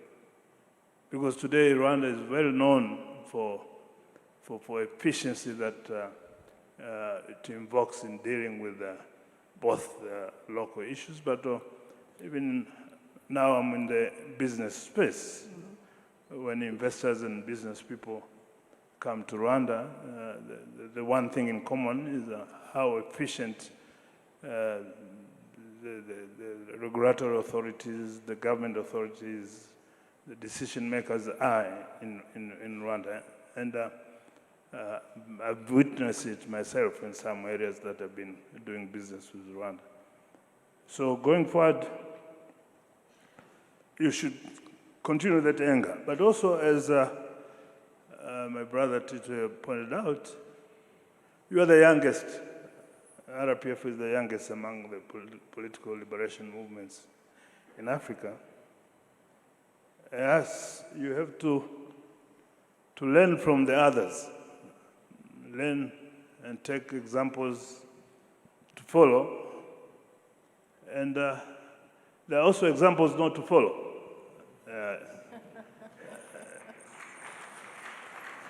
You should see the examples to follow and the examples not to follow. And finally, going back to the young lady who put me on the spotlight, I think it was Frantz Fanon who said, every generation has a mission,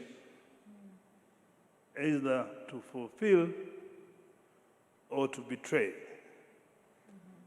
The generation of RPF leaders in the last 35 years are fulfilling the mission of the generation. So the young generation of Rwandese, and at the time that the world is changing profoundly, with the fourth industrial revolution, with the geopolitics that are rearranging the peace and security architecture of the world, this is the area that the young generation of Rwandese should define the mission of the generation going forward, so that to keep Rwanda remain relevant to itself, relevant to Africa, and relevant to the international community. Thank you very much. Thank you. Thank you very much. I wanted to give the floor to the Secretary General of Frelimo from Mozambique, Roque Silva, to also share a few words. Can we get a mic here?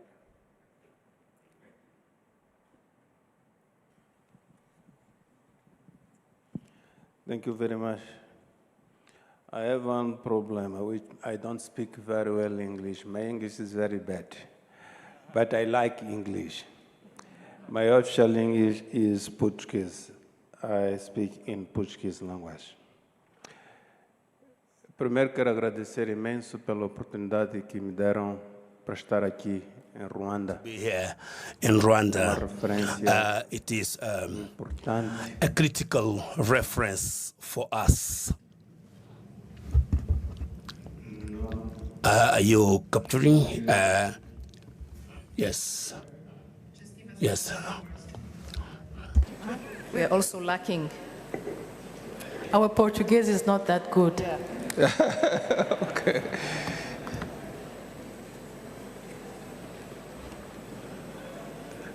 It's okay.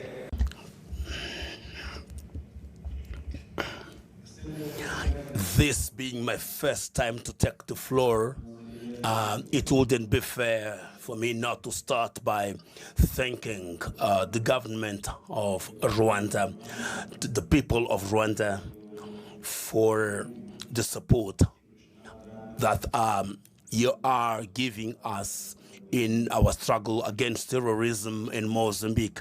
It's a problem that Mozambique is facing. Mozambique, Africa, and the world, we are facing this scourge, and we thank Rwanda. We thank President Paul Kagame for the attention given to our cause. This is a struggle we are certain we will win.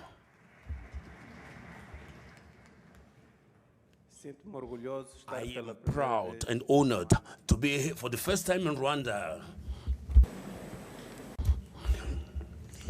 And I want to commend the panelists for their excellent exposures and sharings. It is a theme that is very important for Rwanda, for the parties that led the liberation struggles, but for Africa in general. This Africa of ours, which has to take its own space in the global arena. We have experiences, good experiences and very bitter experiences. We have gone through colonization. We fought for freedom. We did conquer our independence. Frelimo led the process. But during our 60 years of existence as a party, we celebrated 60 years last year. We did have advances and we did have some redresses. This is where we have some Achilles heels, the great problems in efficiency management. This is where I see the greatest challenge of managing this efficiency that Rwanda today has, which makes Rwanda a reference in Africa. After independence, of course, we did have civil strife, which lasted for 16 years. That was actually instigated by foreign forces, but it helped us to think about what were internal issues that had to be improved to make us closer together. We did have the first peace agreements in 1992. It seemed as if we were going to start a new era in a peaceful environment and in a stable environment. We did move into multi-party democracy, but soon after elections, war came back, so to say. I do not even know how many agreements we kept signing with the same people, but war continued to prevail. And during all those exercises, we counted on the support of the international community, many dialogue partners, but we never managed to have a lasting peace. But something extremely critical that President Filipe Jacinto Nyusi eventually decided was to fully take charge and to say that Mozambican problems ought to be solved by Mozambicans within an intra-Mozambique dialogue by Mozambicans with Mozambicans, and for that we had to build confidence, build trust, and I think this is where Rwanda really has managed to have this success because of this trust which was built. A new stage commenced whereby President Nyuso said, now let's forget about those who come to help us with our dialogue. Let us create our own conditions to dialogue directly. It was extremely difficult. It was spoken worldwide. He left his state house. He went to the bush to look for the leader of the rebel movement, Renamo. He did not tell anybody he was going to the bush because he knew, had he said goodbye, I'm going to see the rebel leader, nobody would have allowed him. He did manage to meet him. They discussed and they started a dialogue cycle, and eventually that's when we came to an agreement, which is the one that now is yielding a long-lasting solution. We are now in a very stable situation, which we believe is what we wanted. It's good. But when we thought we had solved such a problem, then the problem of terrorism started in Cabo Delgado. Only to say again, we thank you very much, Rwanda, for your support, because we are also managing to stabilize Cabo Delgado. And certainly, we have new challenges which we need to overcome. Now, the challenge is it that all these exercises are a result from internal problems? This is where the parties that led countries to liberation have to bear in mind. We have to continue to develop internal trust. We have to continue to strengthen institutions, because here, by strengthening our institutions, it's critical, because without strong institutions, corruption will be a destabilizing factor. The lack of the capacity to pass on history to the new generations is a great challenge that can be our Achilles heel in the future. But we should not lose sight of the danger of the external interests,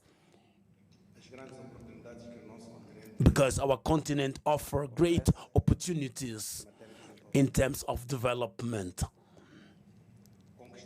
We conquered freedoms, we conquered well-being, but our countries are the biggest reservoirs of the future civilization of this world. If we lose sight of this aspect, the generation which we are having difficulties now to pass on the torch now may be the very generation that may create the situation that we often went through. Because if we think we found the path for the progress we want, we will be surprised by factors that are beyond the control of our nations. This is where I want to commend our brothers of the FPR, Rwanda Patriotic Front, for promoting this kind of events.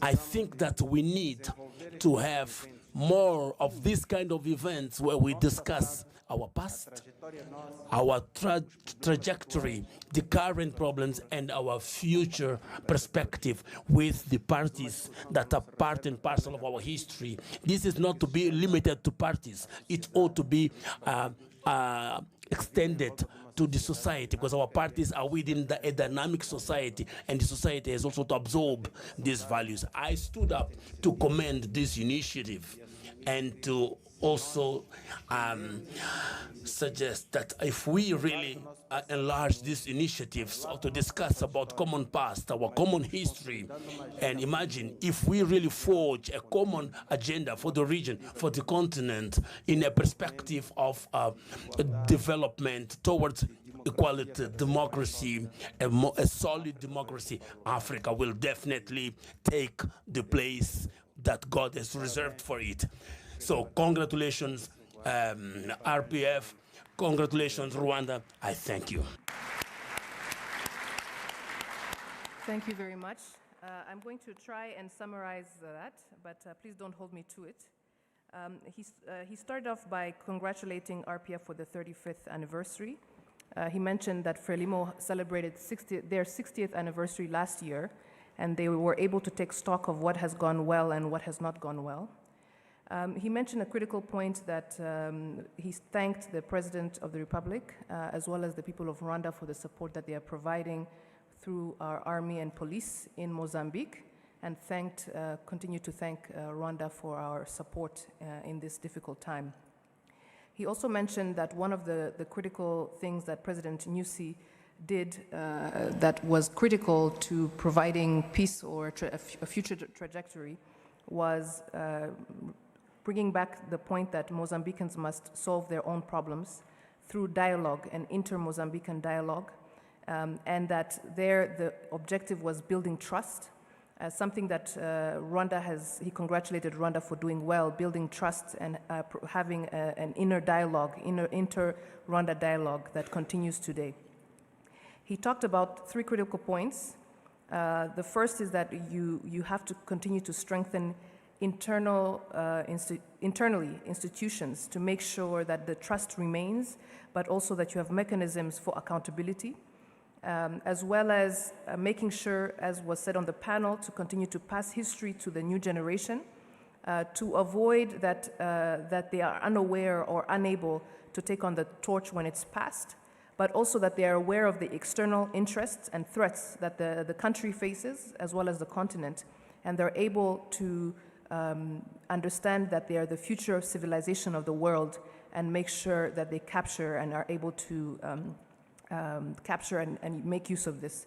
And finally, he commended the RPF for these type of discussions and said that it should be broadened within the party to bring in more young people to have these discussions, but also more broadly outside of the party, and even recommended that these type of discussions be held to discuss at a continental level with other parties and more broadly how we can learn from one another to make sure that, as he said, we're taking advantage of what we can do or what we are in Africa, which is the future of civilization. I hope I captured that right, but thank you very much for your intervention.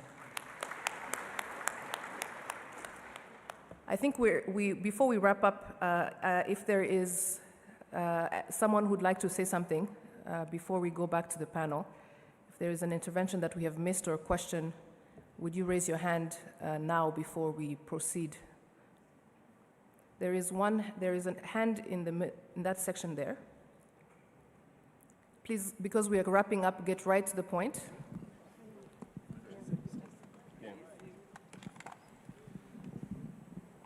Thank you very much, moderator. My name is Generali Ulimwengu. I come from Dar es Salaam. I'm a media person, basically, although I'm a lot of other things as well. I want to engage with something that was mentioned by a couple of speakers here, notably by Honorable Mboweni and the last speaker, who is the Secretary General of Frelimo. And this is the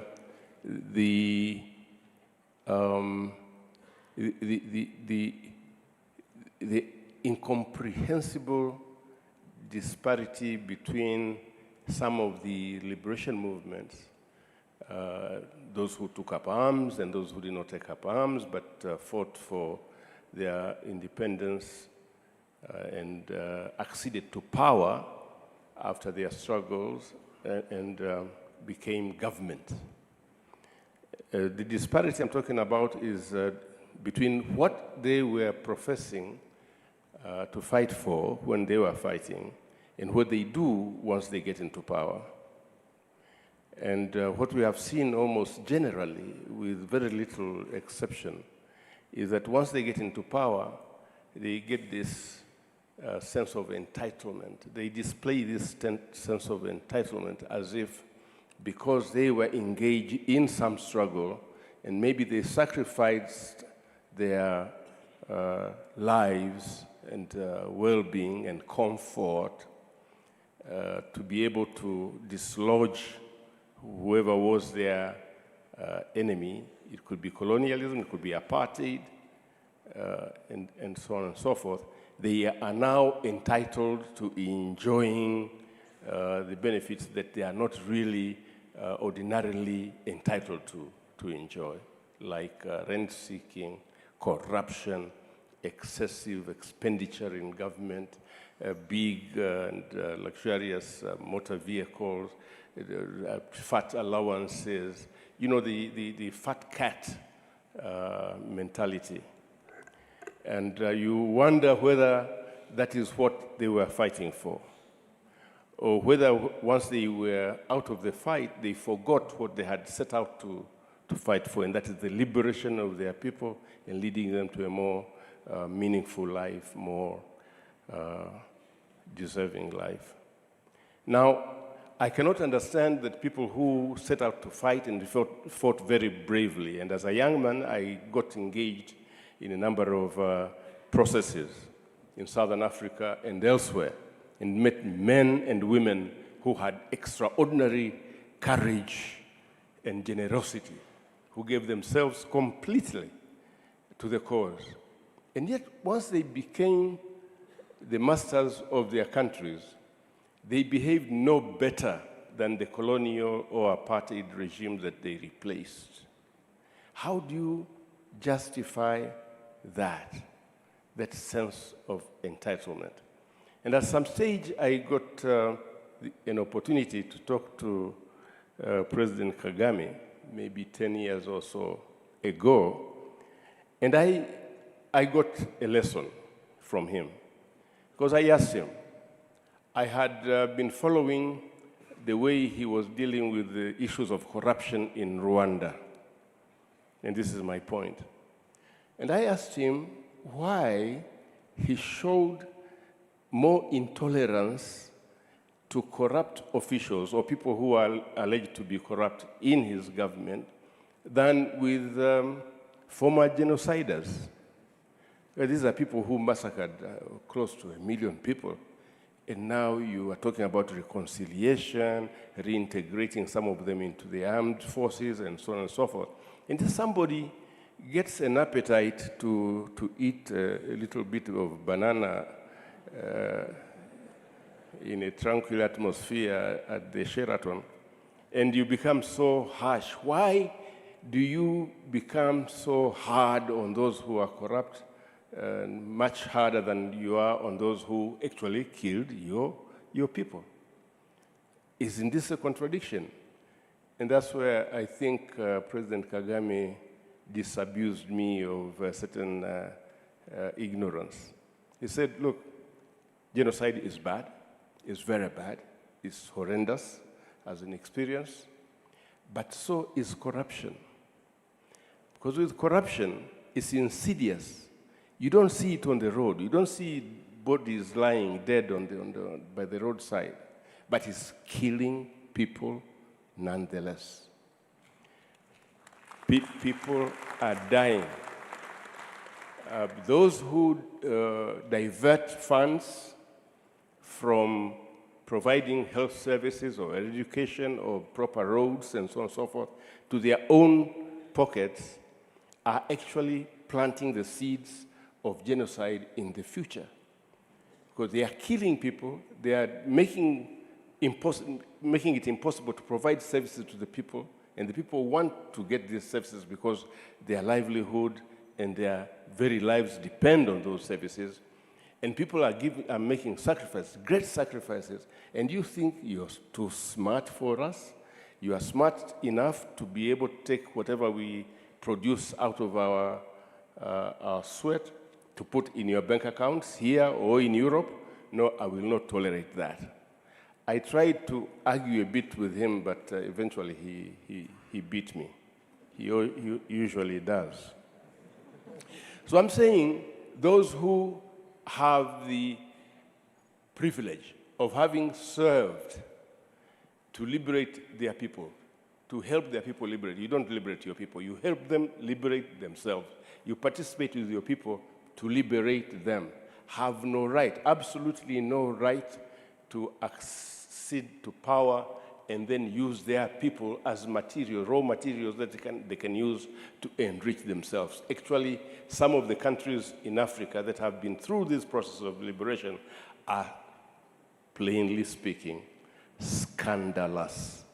And they should be called out because they are doing a disservice to their people as well as to the African continent. Thank you very much.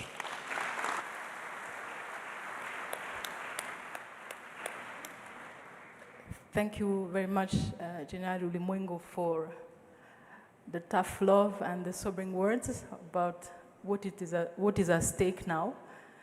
I was very happy to also hear the comrade from Frelimo. How could we have left this space without mentioning Cabo Delgado? Thank you. And we're going to have to wrap up. We're going to have to wrap up to call it a day, at least for the 5 of us on this panel. I want to thank you, Honorable Tito, Ambassador Mpungwe, for gracing this event with your presence and wisdom. Thank you, Marie Chantal, for your personal story and testimony. Thank you, Jean-Paul, for your science and first-hand witness of a key moment of our history. And I know you want to speak, so I will leave you all a couple of minutes for parting words. Marie Chantal first.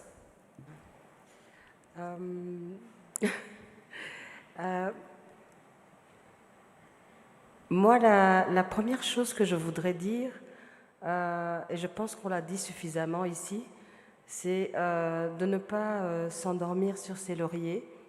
Quand je vivais en Belgique, j'y ai passé 30 ans, j'avais beaucoup de fierté par rapport au Rwanda, par rapport à ce qui était fait. J'étais très allergique à toute critique qui était faite sur le pays, surtout quand c'était des étrangers qui la faisaient. Mais quand je suis rentrée, je me suis aperçue que tout n'est pas parfait. On en a parlé ici, il y a énormément de problèmes par rapport aux jeunes, par rapport à l'éducation, par rapport au transport, j'en parle beaucoup autour de moi. Et surtout, et même par rapport à la corruption, on a encore des choses à régler. Une chose, je pense que nous, Rwandais, devons apprendre à faire, c'est peut-être aussi parler. Parler parce que je pense que culturellement, nous ne parlons pas facilement.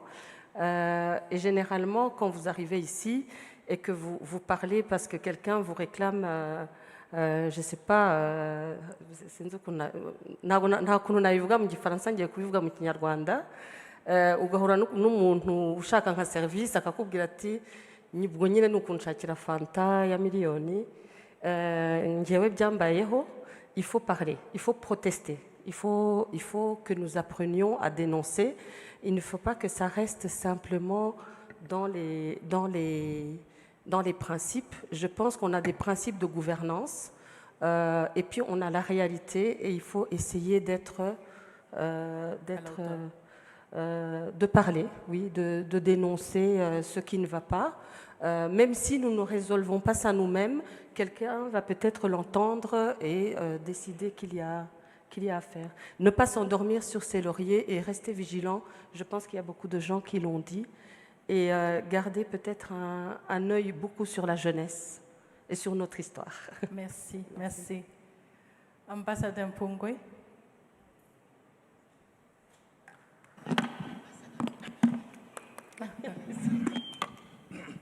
No, thank you very much. And I think I have been in Rwanda for many occasions, several times. Before the genocide, during and after. And I've seen where Rwanda was and where it is at the moment. I think one thing that you are doing a big service to Africa is to show the continent and the rest of the world what is possible, that you can turn defeat into victory. And this is a big lesson, especially for a continent that is variously described to be the richest continent in the world in terms of resources yet it remains the poorest. I mean, that paradox of being rich and poor at the same time is difficult to explain. But here in Rwanda, over the years, you have demonstrated to yourselves first, to Africa and to the rest of the world, that you can indeed turn defeat into victory. And you've done so, and you continue to do so. It's a message that also comes to the rest of us in Africa, that with the clear vision and with good politics, so to say, as we've been discussing, you can indeed overcome all these challenges to take our continent to where it belongs. Right now, I think we are not doing as much as we should be doing, and Rwanda is showing us the way how to run things on the continent and deliver our continent into the 21st century that should belong to Africa. Thank you very much. Thank you. Honorable Tito. Thank you very much, Madam Chair. I think the cat has been sufficiently skinned. Just one little thing. You see the characterization of the post-liberation movements as feeling entitled is probably not correct. There might be some members of these organizations who feel entitled, but well, I'm a member of the ANC. I've attended almost all ANC conferences. There's never been a resolution passed that gives that sense of entitlement. Yet, quite correctly, there might be a number of people who behave in that way and therefore give the organization a bad name. The issue of corruption I spoke about earlier, that you see, corruption starts in a very small way. I don't know whether I can give the analogy of a snake in case I get into trouble. But when you identify the smaller elements of corruption, you must kill them early before they grow. So those who are corrupt within the organization must be identified and dealt with firmly in order to provide the renewal for the party. We've had instances where people who thought they could never be arrested were arrested and put on trial for corrupt practices. And I think when you can demonstrate, particularly at the top, that you don't tolerate corruption at the top, give examples of high-ranking officials, particularly political leadership that's corrupt, get arrested, put on trial, and be dealt with accordingly. Because otherwise you give all of us a bad name. And you didn't eat with us, but we somehow are also said to be corrupt. So I think that's a very important point. And it's a point that we mentioned about the two congresses of RPF that then led to the party really cleansing itself of any corrupt elements. But as the Prime Minister said, the struggle against corruption is a continuous struggle. It doesn't end. There will always be a corrupt element somewhere, and that has to be fought all the time. Let me end by saying that, and the ambassador will agree with me, that an organization like the RPF is very important, not just for Rwanda, not just for the East African region or Southern Africa. It's important for the whole continent of Africa. And it's important for the diaspora as well. And I think we should continue to put attention to what's happening to our brothers and sisters in the diaspora. Some of them are suffering quite a lot, and we should be showing compassion and solidarity with them, whether it's in Haiti or other parts of the Caribbean or North America and so on. So as we show, with the leadership of the RPF, we show our concern for stability and growth in Africa. We should also, I think, as the party, RPF, show our concerns about what happens at the African Union, how it functions or doesn't function, and what role can we play in strengthening the African Union. And based on your experience, I'm quite certain you can help in strengthening the African Union. A stronger African Union is a better place for Africa. Thank you very much for inviting me here. Thank you. Jean-Paul? Thank you, Janine. I'd like to say two things quickly. First, in spite of the good names of good politics and good governance, they are always a contentious process. Because if you want to keep good governance and good politics and keep this ideological purity, you have to fight some of your brothers in arms. And it's painful. It happened to us. And maybe some of our brother parties didn't manage that process properly. Even if, with all due respect, I think that we need to not to be complacent. Yeah. But we have to know that it is a contentious process. That's one thing. Second, having said that, we also need to recognize the courage and the tenacity that it has asked to get to this point. And I think that this courage and tenacity didn't come from a committee. That's one. Second, I would like also to make the link between those processes that we talked about, Kichikuru 1, 2, and Uruguru discussions, and today's Rwanda. And here, maybe I'm talking about our young brothers and sisters. I see them as software of a computer. And those software have been upgraded in a manner that ourselves can see, but it's software of a computer. And when you're going to give this computer to our younger brothers and sisters, they need to know the software. Thank you.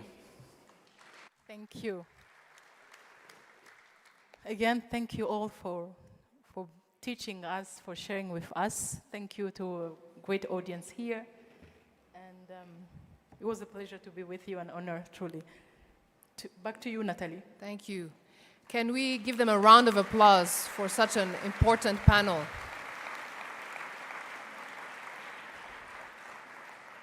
So I just want to mention that now we're going to go on a health break. There is something planned for you outside for those that are in the room.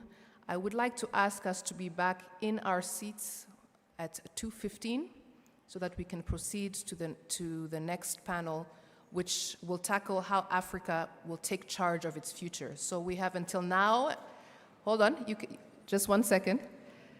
Between now and 2:15, I hope that you'll be back in your seat at 2:15. I would also like to mention that those of our Muslim brothers and sisters who need to pray, there are prayer rooms that are on the first floor. There are ushers at the end who will show you where those prayer rooms are if you need to use the prayer rooms.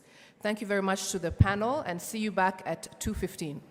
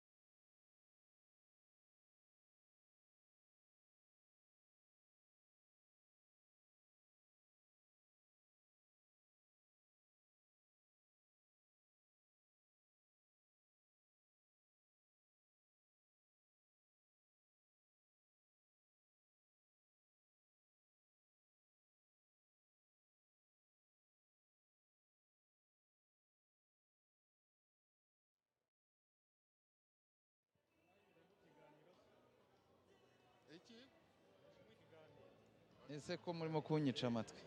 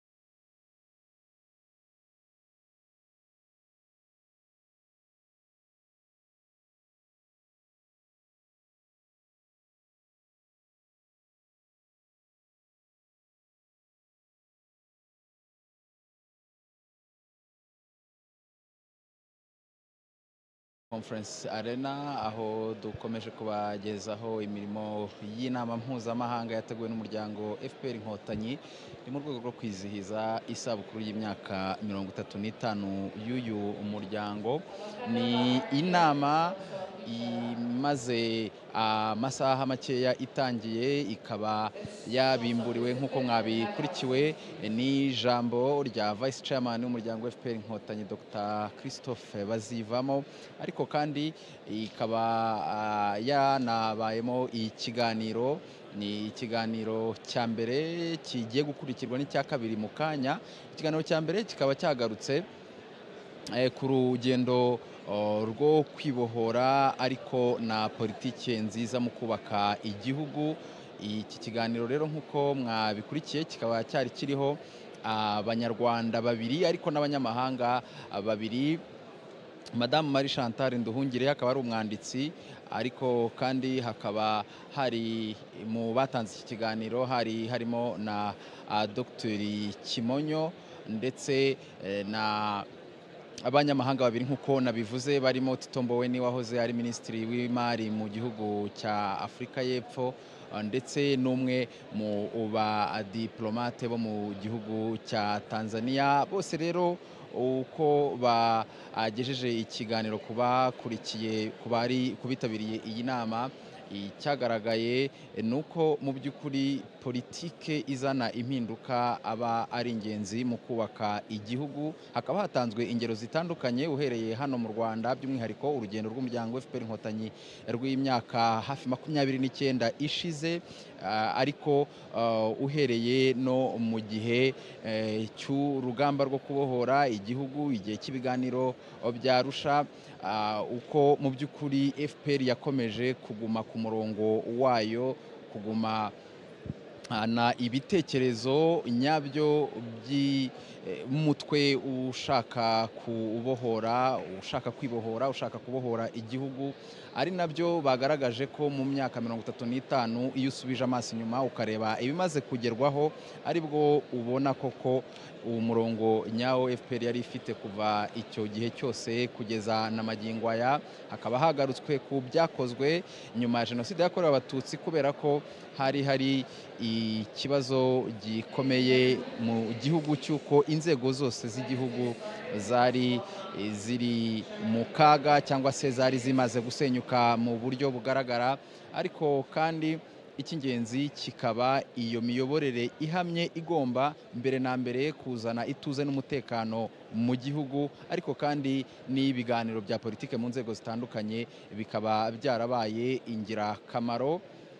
Ahangaha hagarutswe ku bisubizo u Rwanda rwishatsemo ku buyobozi bwa FPR Inkotanyi muri iyi myaka ishize, harimo kugerageza inzira zitandukanye zo gushaka ibisubizo. Hagaragajwe akamaro k'inkiko gacaca mu gutanga ubutabera kandi bwunga. Hagaragazwa politike zitandukanye zagiye zifatwa n'ingamba zagiye zishyirwaho kugira ngo koko igihugu cyongere kubakwa, igihugu cyongere kugira isura, ndetse uyu munsi u Rwanda ruba ari igihugu tubona uyu munsi. Ariko nanone ku babikurikiye, ku bagiye bafata ijambo muri iyi nama batanga ibitekerezo, nuko kuba u Rwanda, kuba FPR yarafashije u Rwanda, abanyarwanda barakoze ibishoboka byose, bakaba bageze ku byo bagezeho, bakaba barageze ku bigaragara, ku ntambwe imaze guterwa ifatika. Nabyo ubwabyo byagaragajwe nk'umukoro ukomeye cyangwa se nka challenge nk'uko babivuga mu ndimi z'amahanga, kubera ko iyo ukora neza, iyo utera imbere, bakuvuga nabi n'abatifuza gukomeza gutera imbere nabo baba bari hafi aho ngaho barekereje. Akaba abafashe ijambo muri iyi nama nabyo babyibukije, bavuga ko nk'indi miryango yose cyangwa se n'amashyaka yaharaniye kwibohora muri Afurika, FPR nayo mu by'ukuri bigaragara ko icyo yarwaniye cyangwa se icyo yaharaniye kugeza ubu ngubu kigenda kigerwaho, ariko aho ngaho akaba ariho mu by'ukuri twavuga ko urugendo rukomeye ruba rutangiriye, kubera ko haba hari akazi gakomeye ko kurinda ibyagezweho, ko kuguma kuri uwo murongo, ariko kandi haba hari n'indi challenge cyangwa se n'indi mbogamizi ikomeye yo kongera kuvuga ngo mu myaka 35 iri imbere,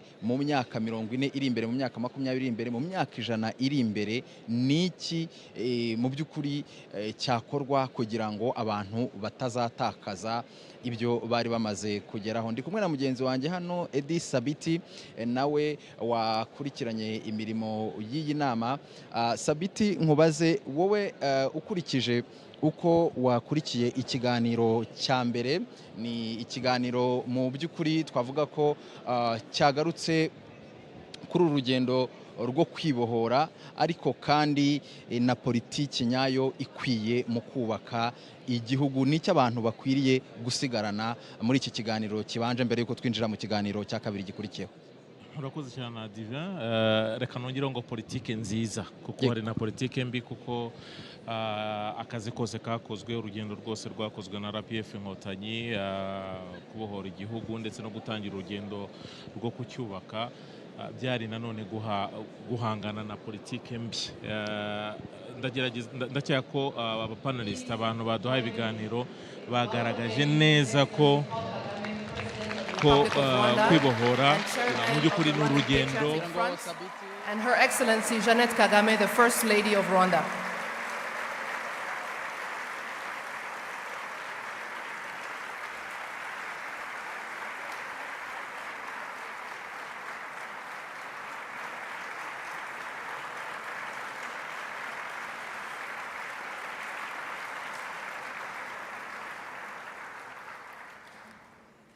Please take your seats.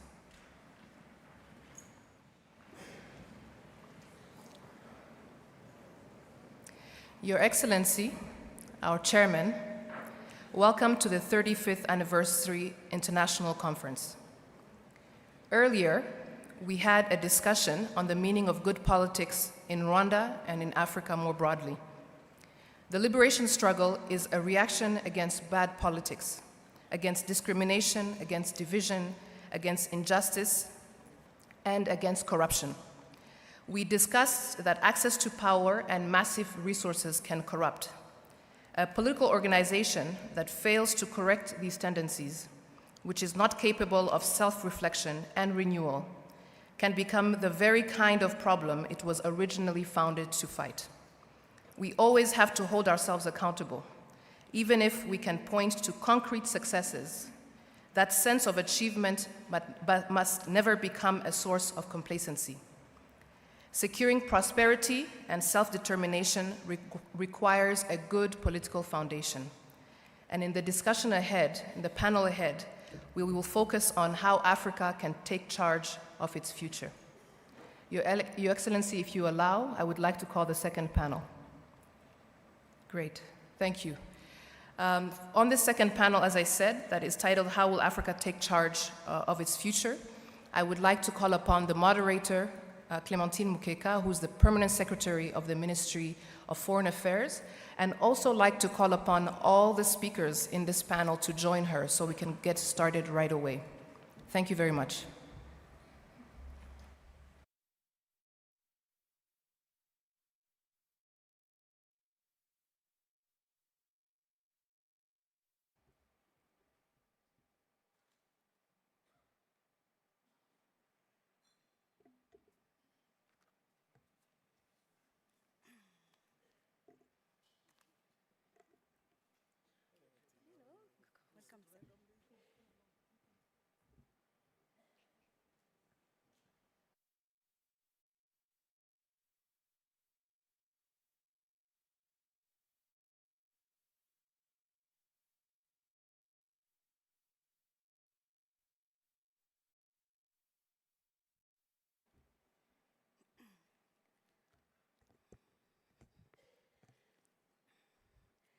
Your Excellency, Mr. Chairman, distinguished guests, good afternoon.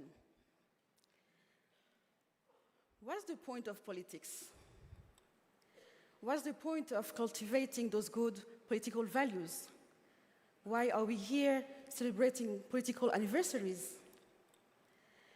We are going to discuss and respond to those questions, but politics is not an end in itself. It's a mean to an end. It's about improving lives of people.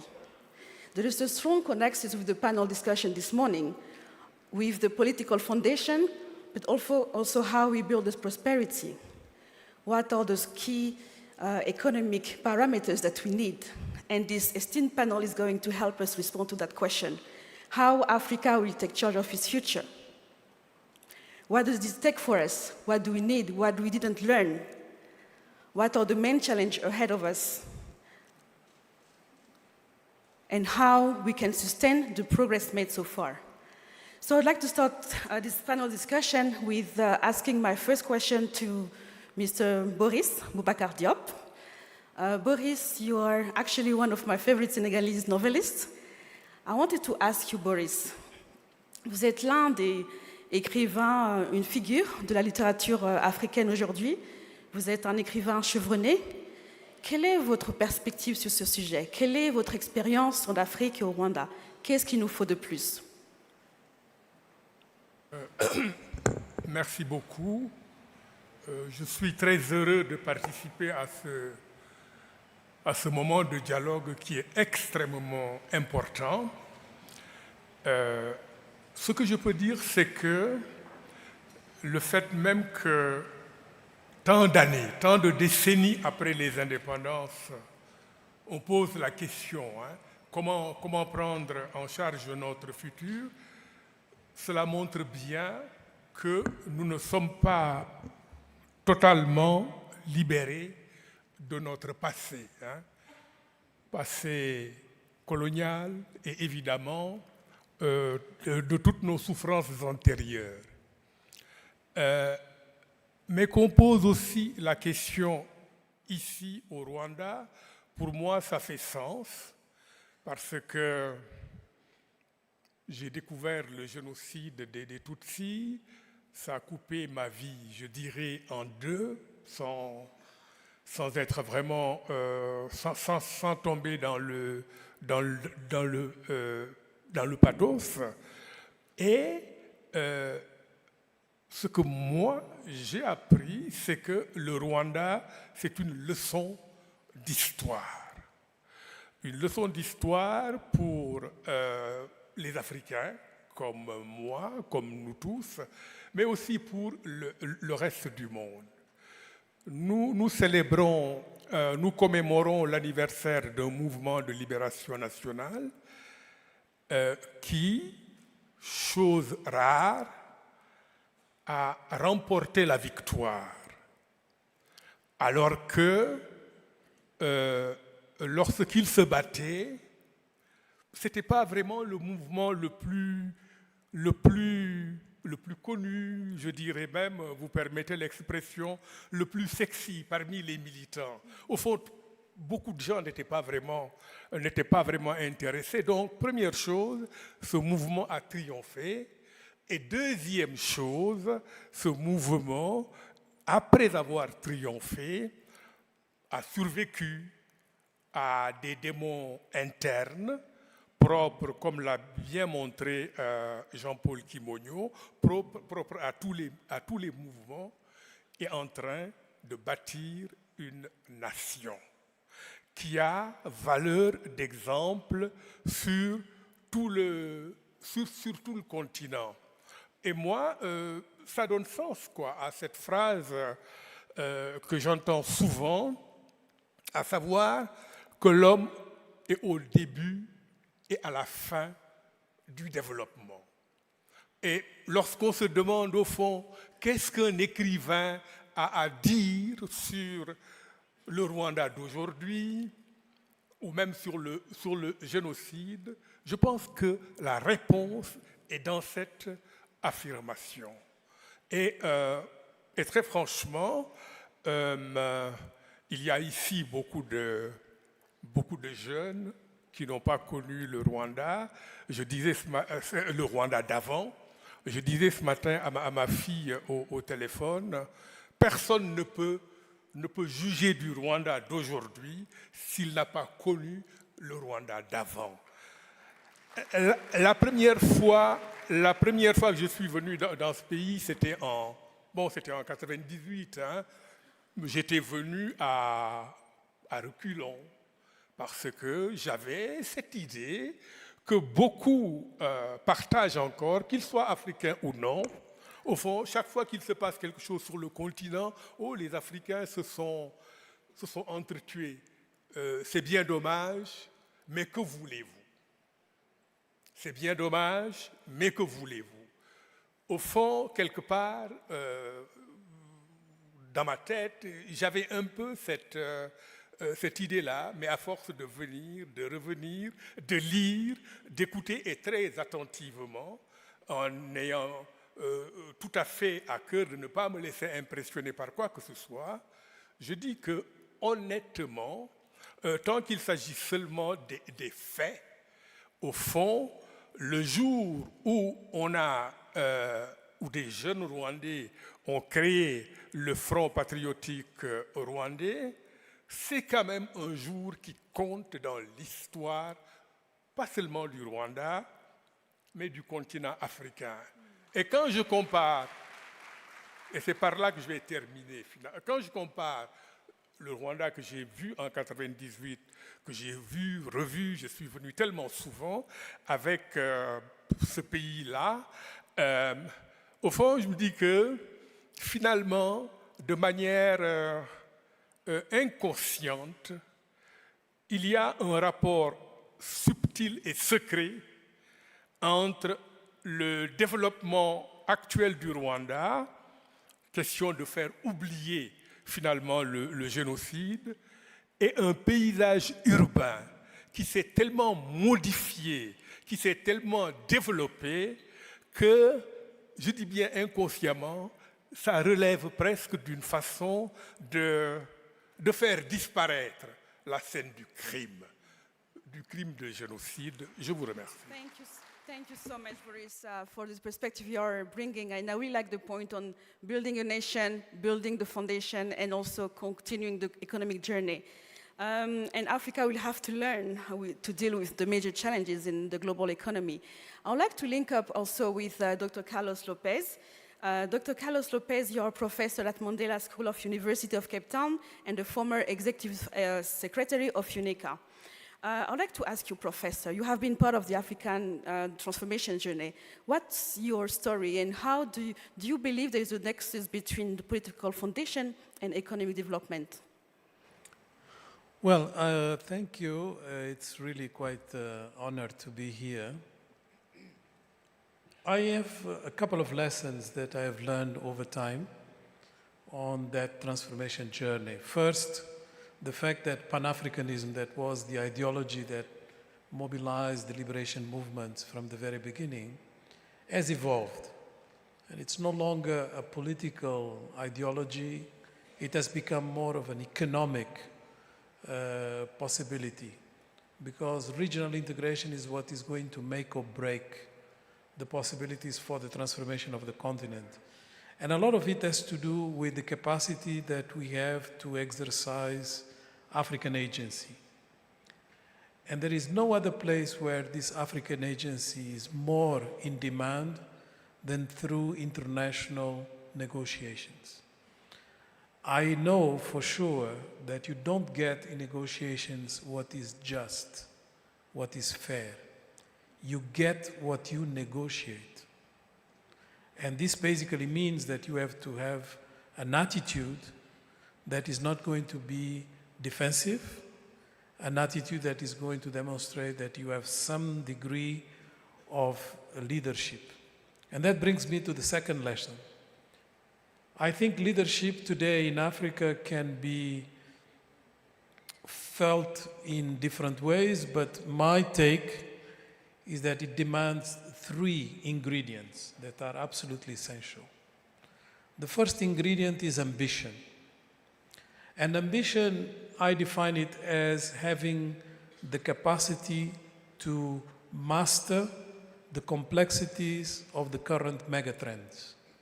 You have the demographic megatrend that basically obliges you to prepare for a future that is going to be very different from the one that we have nowadays, but it's very close because of the demographic transformation being so dramatic at this point. Not only is Africa having the reservoir of youthness. This is happening historically at a time where most of the world is aging quite fast. And the implications are far-reaching, and if you don't understand them, you don't have the right perspective in terms of ambition. The second a mega trend is climate. It's no longer a secret that we have all to do something for the climate, but the degree of what we have to engage in the debate about climate is getting us back to negotiation, because we are not responsible for the situation that was created. We are still emitting less than what we absorb, and we are being penalized by those who have developed with our resources and do not make financing available for our adaptation, loss, and damage. And the third element is technology, which again is always seen from the perspective of who has the intellectual property, who has the ecosystems, who has the best innovation, who has the best resources for research and development, and all that we know is going to point in the direction of countries way out of Africa geographically. But what people tend to forget is that technology does require consumers. And the consumer market for tech-intensive products and processes is definitely more appealing to the young rather than the old population. So this consumer market in Africa is going to be absolutely essential. I was just mentioning yesterday that there are 450 primary schools closing in Japan every year because there is no youth. And the number of newborns is less than the number of deaths. So this is the situation. There are 110 million people. There are going to be 90 million by the end of the century. But that's not the main problem. The main problem is that their average age, that is already 50, is going to jump to 65. So if you understand these levels of complexity, you can be ambitious. Then you need a second ingredient, which is to be focused. You have to be extremely focused because you cannot do everything at the same time. You have to have a sense of prioritization. And in the current global economy, you need to have value chains that you pick as the ones you want to enter because your windows of opportunity are extremely limited. And you have to, master those possibilities very well with all constraints that we are aware. And finally, the last ingredient is alignment. Once you have dominated the ambition because you know the complexities and you have a strategy for them and you have your priorities well established, it's a hell of a job to get everybody aligned to actually do it. And it's not just government, it's economic agents across. It's mobilizing civil society. It's having this sense of a nation. And this is extremely difficult to achieve. If you do achieve, you have leadership. And that's what you have in Rwanda.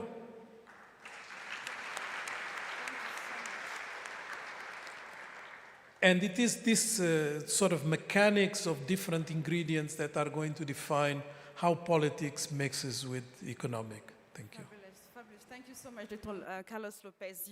Quite important ingredient you have shared with us: ambition, focus, building value chains. This reminds me of Maryse. Maryse, you are CEO of Pink Mango and founder and CEO of Asante.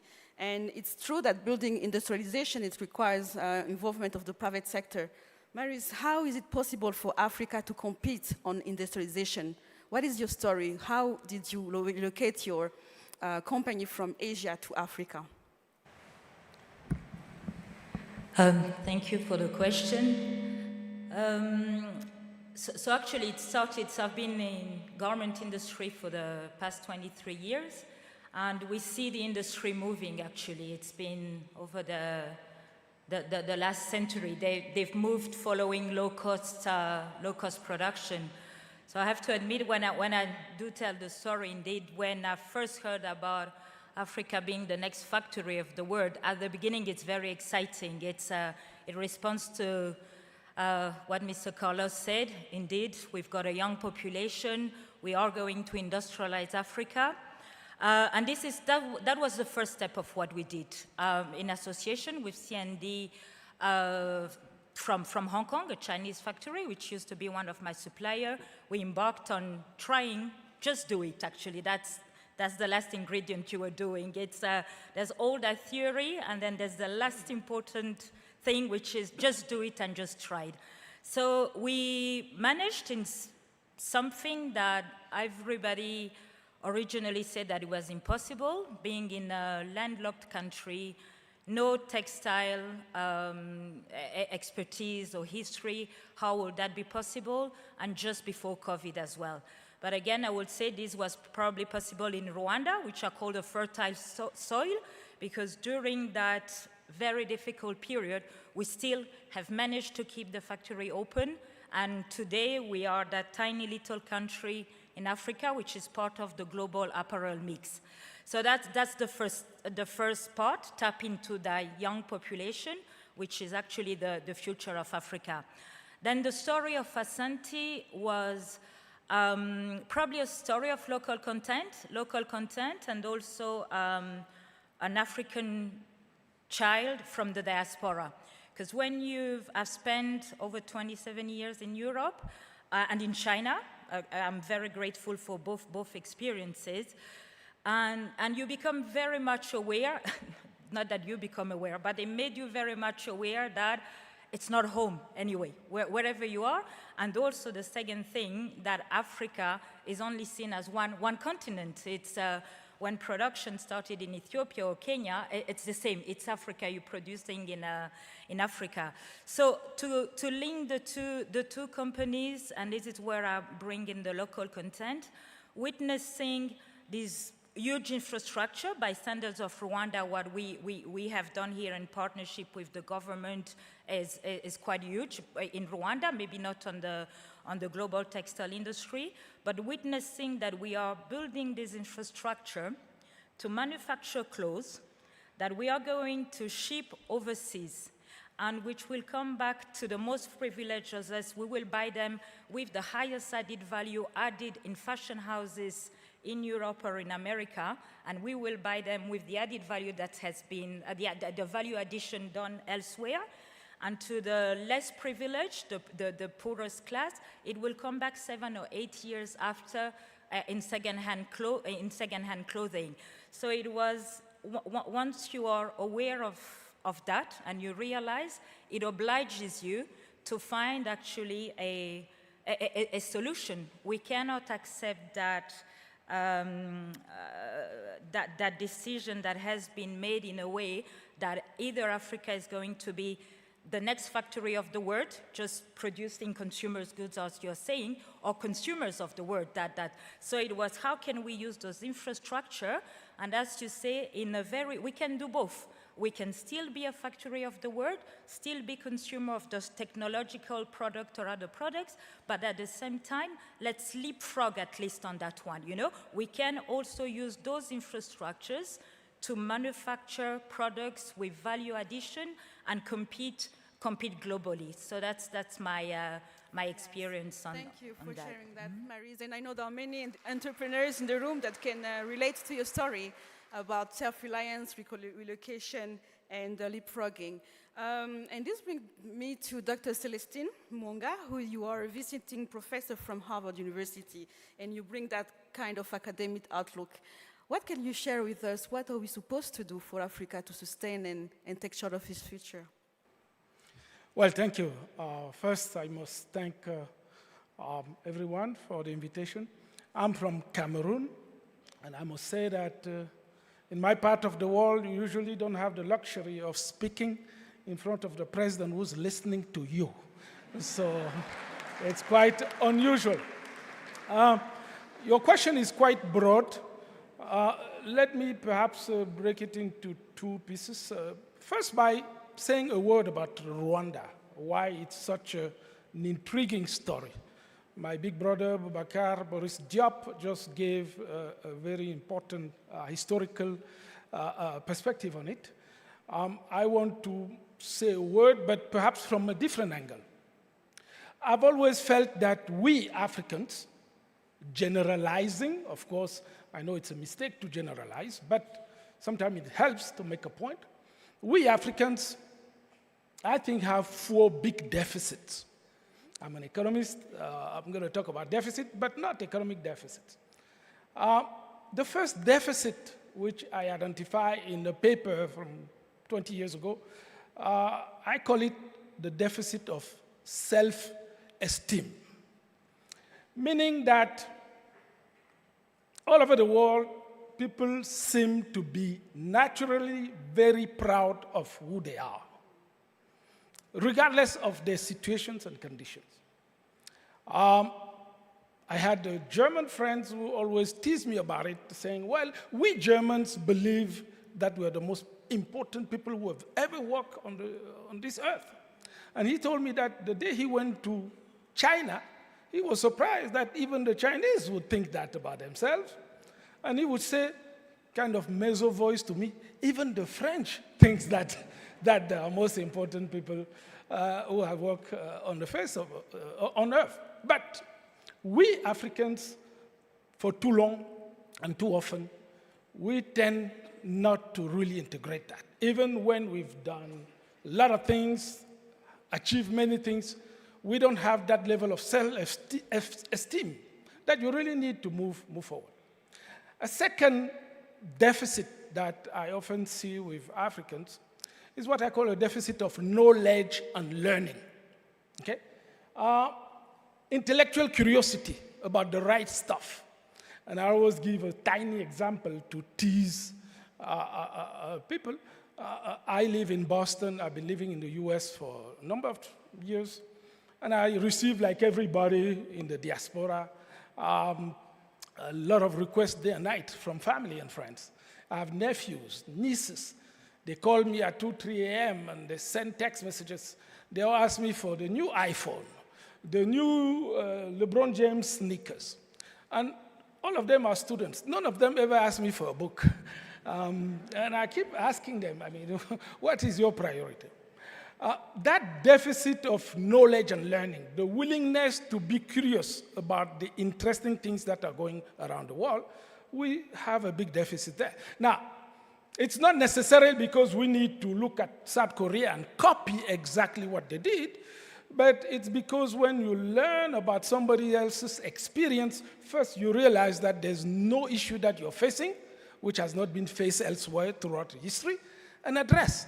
And then even if the context, the history, the culture, everything is different, you can at least learn about the principles which you need to use to come up with your own homegrown solution. A third deficit is what I call a deficit of trust and communication. That speaks to what Dr. Carlos Lopez just said. The challenge of doing anything with Africans when you are an African. I see that all the time. You know? Boris Diop, who has done books, bringing people together, can probably say a word about it. It's so difficult to do anything among Africans. I'm sure in politics, in business, it's very challenging. There's a lack of trust, which I frankly don't know where it comes from, even though we have this culture which is supposed to be built around communities. And then the last one is obviously the deficit of leadership. How do you produce good leaders? There's no factory. You cannot walk into a store and buy a new Paul Kagame or bring it to Cameroon or to Mali or to someplace. So how do we produce leaders? That's a big question, I think, for our future. So I think that the Rwanda story is particularly interesting and intriguing because it helps solve these deficits, these 4 deficits. I hope I'll have the opportunity to come back and talk about economics a little bit, but let me just end with this quote from Confucius, who once wrote, well, we all have 2 lives. Everybody has 2 lives. The second one starts the day you realize you only have 1. I would say to us Africans that we all have 2 lives. Perhaps the second one should start when we all visit this country and we can see how you can have homegrown solutions. Thank you. Thank so much, Dr. Celestine. It's very inspiring, those points you have mentioned, especially the last one on leadership. And I can relate to that because when I moved back to Africa, to Rwanda a few years ago, I was shocked to see how the deliberate efforts by Rwanda, the government, to kind of equip the young people with the right skills and make sure that they are exposing them, building their capacity, and giving them a table on the seats, you know. And this morning they were mentioning that 70% of the population in Rwanda is under 30, and this is exactly demonstrated in action, actually. And same thing when you look at the experience we had during CHOGM, you can wonder how Rwanda managed to attract, host, and successfully deliver on those key events, be it CHOGM or FIFA Congress. It's not because we have the best, you know, hotels or infrastructure, but it's about trust. It's about being a reliable partner. It's about all those good politics and values that were demonstrated this morning about discipline, about the focus, ambition, you know, and dedication. So this is exactly what you were mentioning earlier, and this is what I think we need more on the continent to be able to sustain efforts. And this brings me to Dr. Donald as well. Kaberuka, you are also at the forefront of the African transformation journey, former African Development Bank president and current partner of Southbridge Group. And I know you have some experience here too. Can you share with us some of your experience at the AU, for example? Thank you. Thank you very much. First of all, as one of the two Rwandans on this panel, let me say how grateful we are to our colleagues from other African countries and how privileged we are to learn from you. We have here two of Africa's most distinguished economists, Celestin and Carlos. So we're very thankful to you, sir. Same as my brother here. And also to many other guests who have joined us.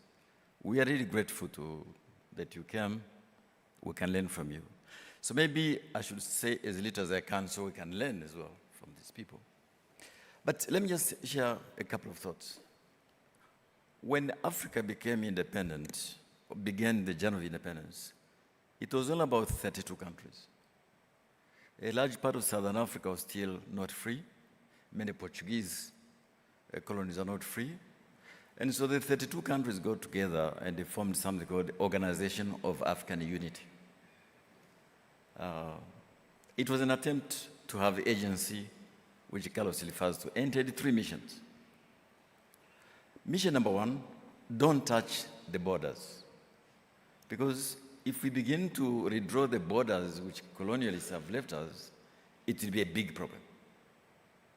And, of course, since then, in Sudan and Ethiopia, there have been some issues there, but that principle has been adhered to. We kept the borders. We don't like them. They have caused a lot of confusion, but that was the idea. Number 2, liberate the rest of the continent. And that was a mission which Africa completed in 1994, with South Africa getting independence. Now, the 3rd mission is where we have a problem, and this is Carlos's problem. Because as leaders said, look, let's keep the borders. They also said, let us integrate our economies. That journey has been very, very difficult. Later I can explain why I think it has been very difficult. And as a result, again to Carlos and Celestin's point, Africa has accepted almost implicitly a form of junior partnership in international affairs. It is that junior partnership which we have to deal with. Let me just give an example. Because Carlos mentioned partnership, and we have many friends here from European countries. Some years back, I was involved in an exercise of negotiation with the European countries. And when you talk to our friends from Europe, our closest neighbors, talking about Africa, they will talk about 3 things. We need to deal with migration. We need to deal with China. We need to deal with Islamic radicalism. I said, but wait a minute. We're not here to talk about Africa's problems only. We're here to talk about Africa's problems, also European problems. Unless you don't have problems. And the person I was talking to happened to be an Italian. I had to remind him, I still have my numbers here, that up to 1980, 30 million Italians migrated out of Italy. 62% of Argentinians are of Italian origin. 2.3 million Italians live in New York. So what is so new? You have problems, we have problems, let's discuss them together. But for some reasons, Carlos says, each time we have to deal with this, whether it is climate, whether it is migration, what it is, we accepted some degree of a junior partnership. And that we have to deal with, especially the young generation. Now, the reason I'm saying this is that the way to end this partnership is to have a strategy, and I'll explain. Countries like ourselves, especially in the last 3 years where there had been mayhem, chaos in the global economy, you need a strategy. And here's what I mean.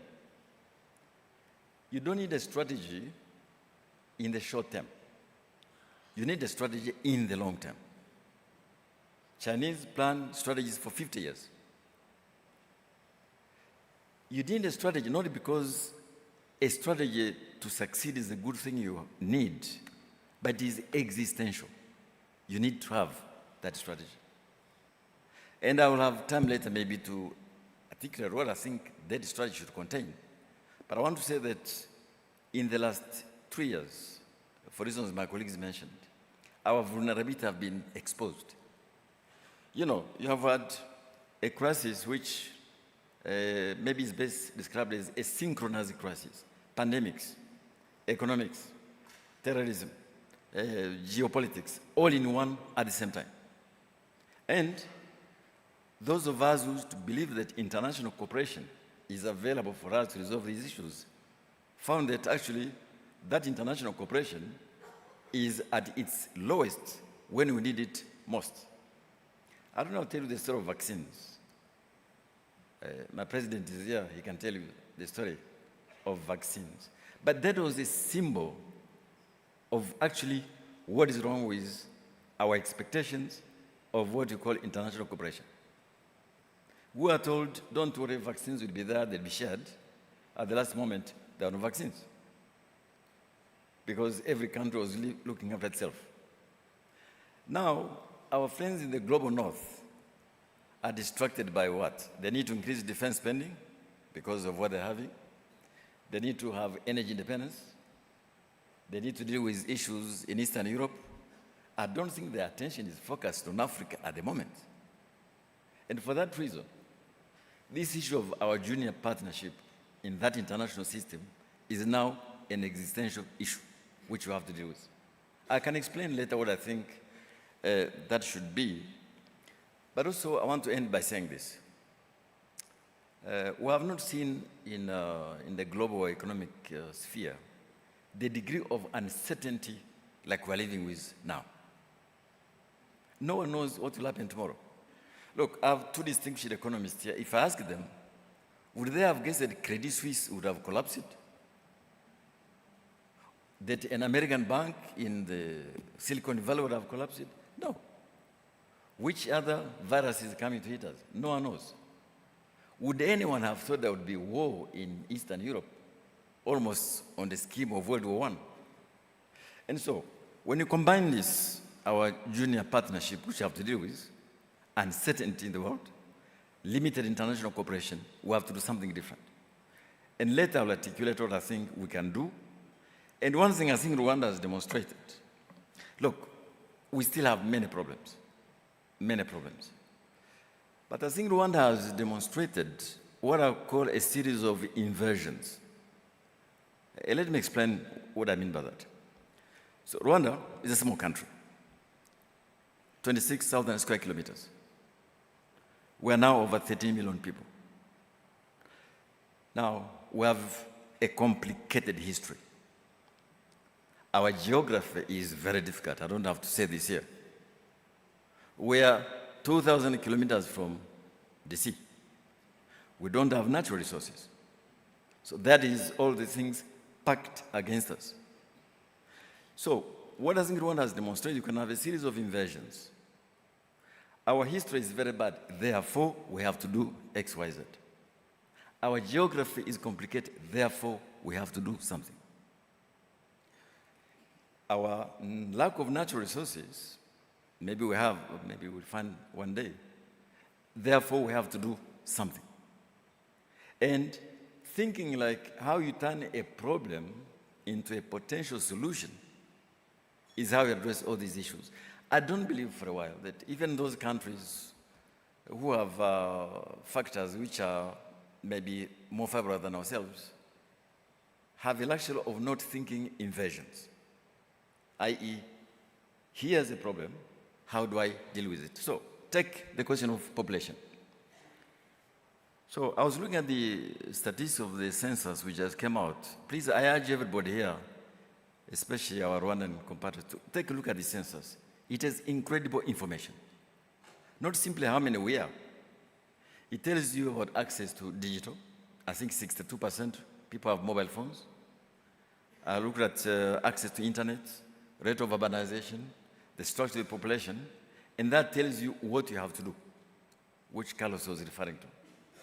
I think if we think like that, in all African countries together, we can find a solution. Of course, we have African institutions, which is another story. I will come to it. I don't think there is a lost case, but there's work to do there. Thank you so much.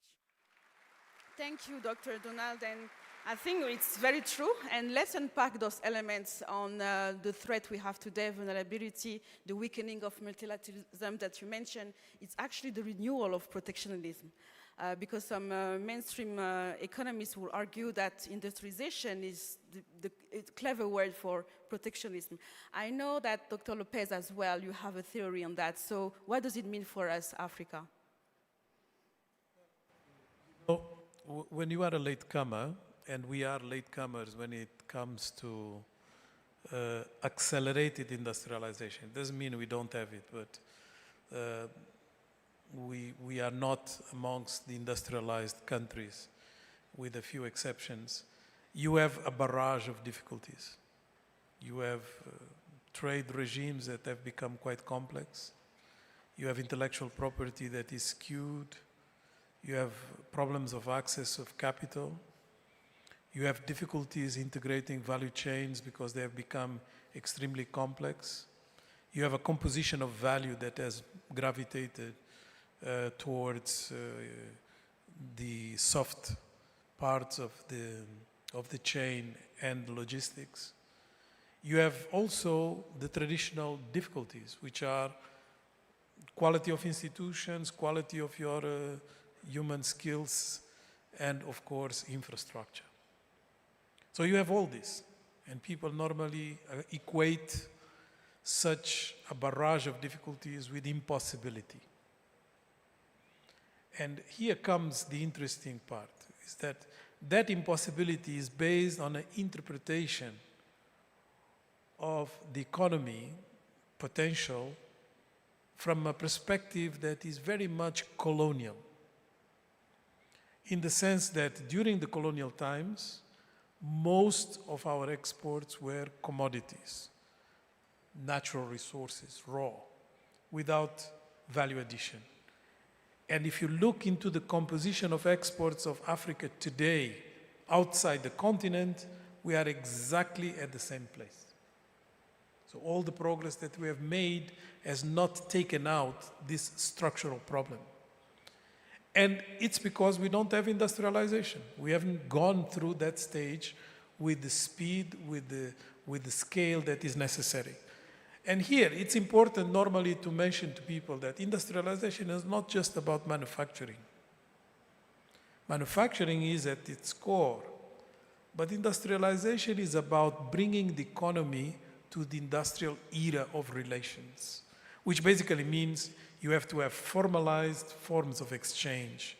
You have to have capacities installed that are going to create the linkages in the economy that are going to make you progress, modernize, and become less dependent from precarity and informality. And of course, in the middle of it, the most important part is manufacturing because it generates employment. But you are not going to generate employment from manufacturing like before, because each wave of industrialization is different.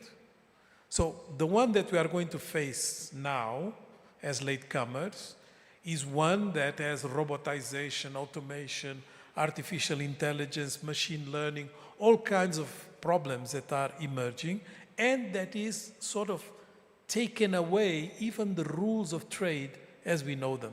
Because more protectionism is coming with the excuse, I say excuse not because I don't believe in climate change, but because of the way it is being manipulated with the excuse of climate. So, how do we handle this? I think we have to put up front what are the positives, what is possible. We are the best position in terms of taking advantage of certain characteristics that are unfolding. Yes, we are going into an energy transition. Africa has the largest potential on renewable energy, including green hydrogen that is the most promising. This is what the International Energy Agency says, not some sort of dreamland statement. Then you have the potential for doing green industrialization because retrofitting has become prohibitively expensive, and when you leapfrog, which is the point that you are making, it's much more easier. So in terms of opportunity costs, we are very well positioned, provided we have access to liquidity, which we don't have, which is a problem that we have to solve. And then the third very important aspect that is playing in our favor is that we have a huge market if we integrate ourselves. And that propels our agro-processing to start with, then propels another number of opportunities, including low-value addition opportunities that we have to start there. That's how everybody graduates. And that includes textiles and a number of things that we can do as export-driven or import substitution. But more importantly, I think we have also possibilities for leapfrogging in some areas. And this leapfrogging is because of our demographics, and it's because of some characteristics that are related to demographics. So I think we should not give up, but we should be prepared that it's not going to be an easy ride. And because it's going to be a period ahead of us, not only of uncertainty, as Donald has said very well, but also of renewed protectionism, we have to also create sort of our defenses. And our defenses lie mostly on integration. And I absolutely agree with this statement that we have accepted somehow junior partnership. In fact, I like to call it self-deception. It's like, you know, we believe that we are going to develop the development aid. That's a self-deception. But what is interesting is that those who are giving aid also believe that they are helping us.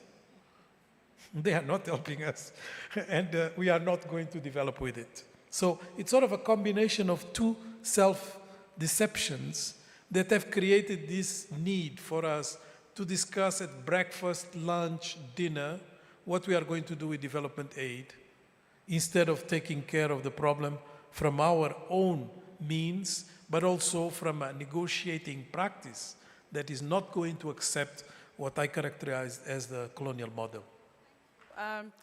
Sure, of course. Go ahead.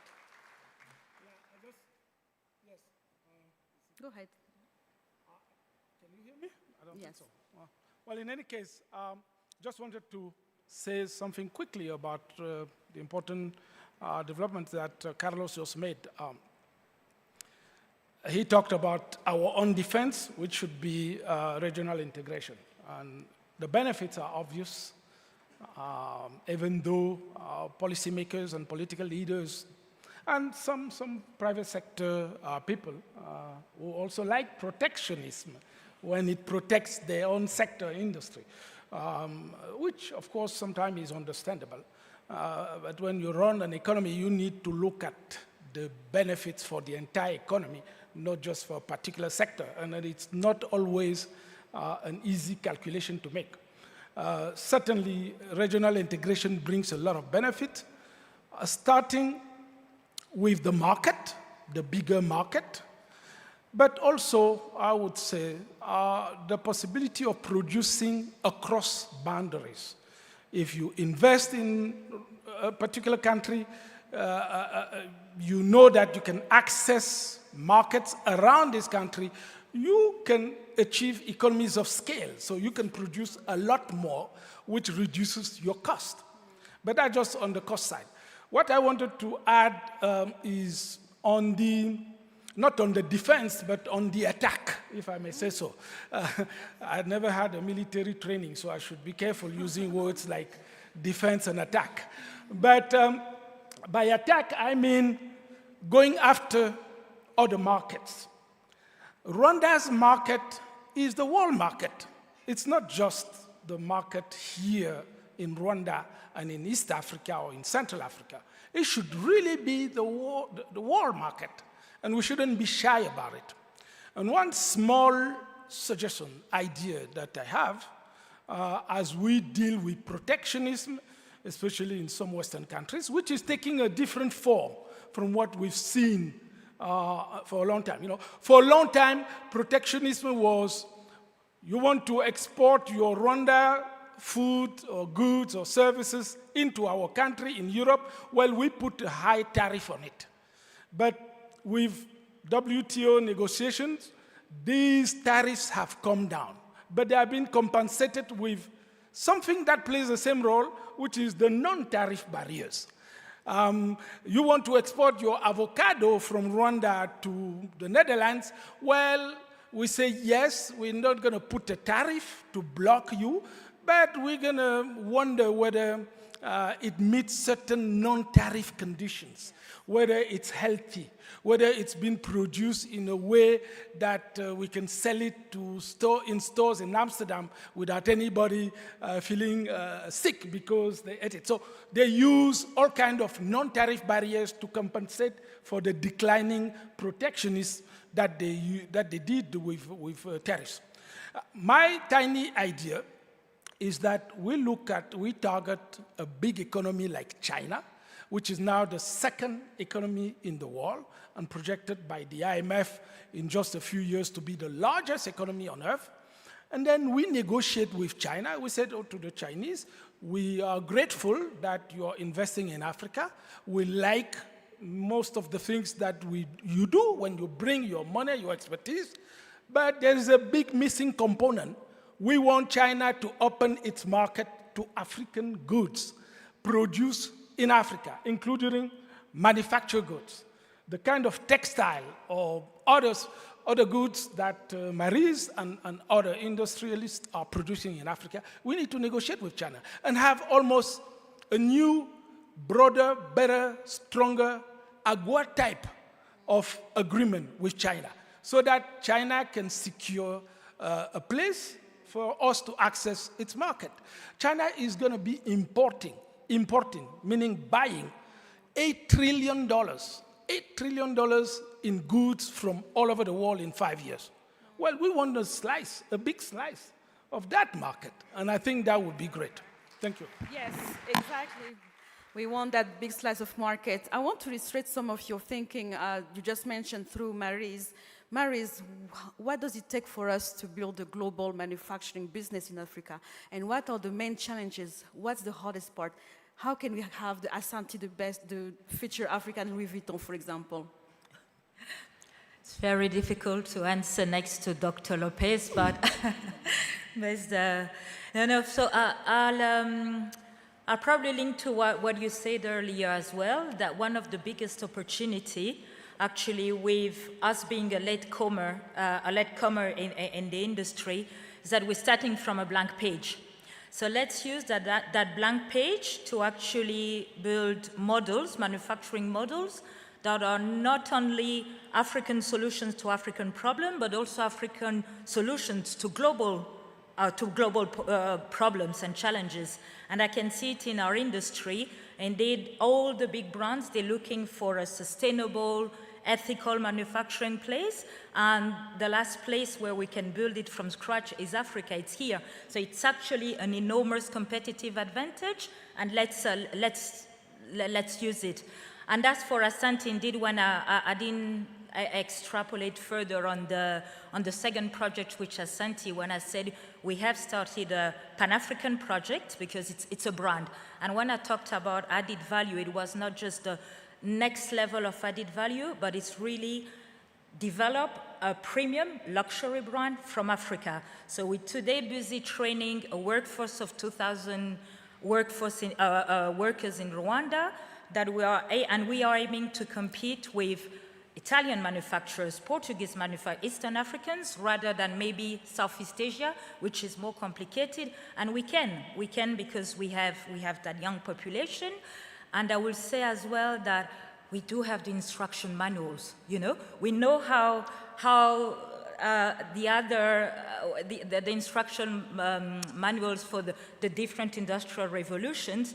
We know how the knowledge of developing a brand where the biggest added value in our industry is there. So it's about, and the unlocking part between knowing it and doing it is really a change of mindset, and that change of mindset goes from, yes, we can, because for the moment, everything we've heard for decades, it's really, we can, and it's that shift of mindset that is going to take us from, yes, we can, to yes, we must. And that's just doing it, that's trying, not being afraid of errors. We will fail. And I tap into what Dr. Kaberuka was saying as well.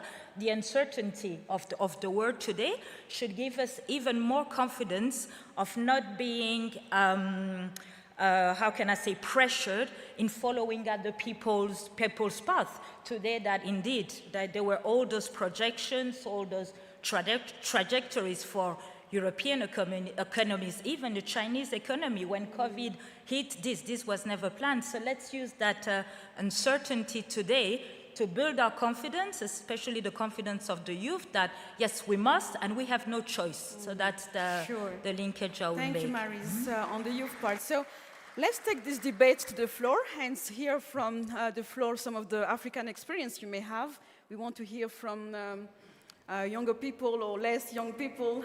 We'll take the first set of questions. Thank you. Thank you, Clementine. To open up the discussion, I'm going to call on Andrew Mwenda to make the first intervention.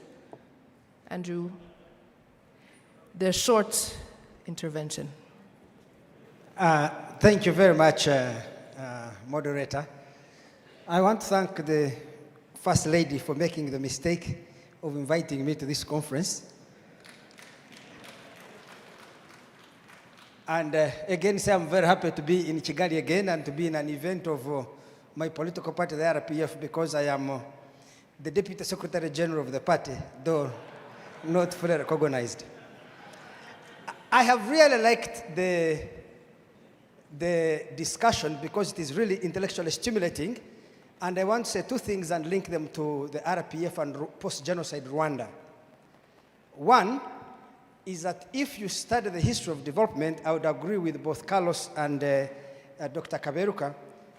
The first thing you see is development takes place within the context of international trade. And two, it takes place in the context of national ownership of the economy. I do not know of any country whose large sectors of their GDP is produced by foreigners that has developed. The second, I come to development taking place in the context of international trade. International trade is a value chain. Some countries produce cotton, others weave or knit cloth, others market high fashion.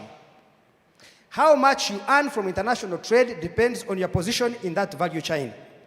If you produce and sell raw cotton, you will earn between 2 to 5% of the international market price of that cotton. You will be a highly indebted poor country, like my own country, Uganda. Two, if you weave or knit cloth, you will earn about 15 to 17% of the international market price.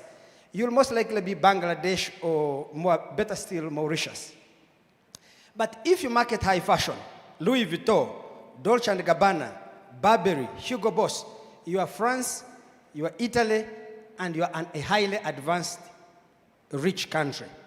So the process of development really is a process of you moving your production from production and export of less value-added products to the highest value. Some countries can mine coltan, others can make microchips, others design smartphones. Just design and marketing of the smartphone contributes 64% of the value of the iPhone, 64%. So Africa needs to be at the innovative end of the product cycle. Now, this brings me to Rwanda.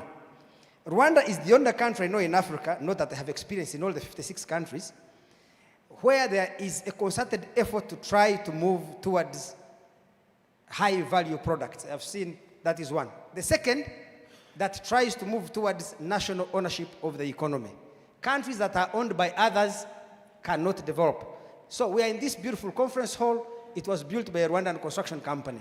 You drive on highways of Rwanda, they are constructed by Rwandan construction companies. That means that you are holding a lot of your value. Every time you have foreigners building your roads, dams, bridges, schools, hospitals, you may grow, but transformation will be restrained because a lot of value is being donated to those foreign entities, because when foreigners make money, of course, they ship it abroad.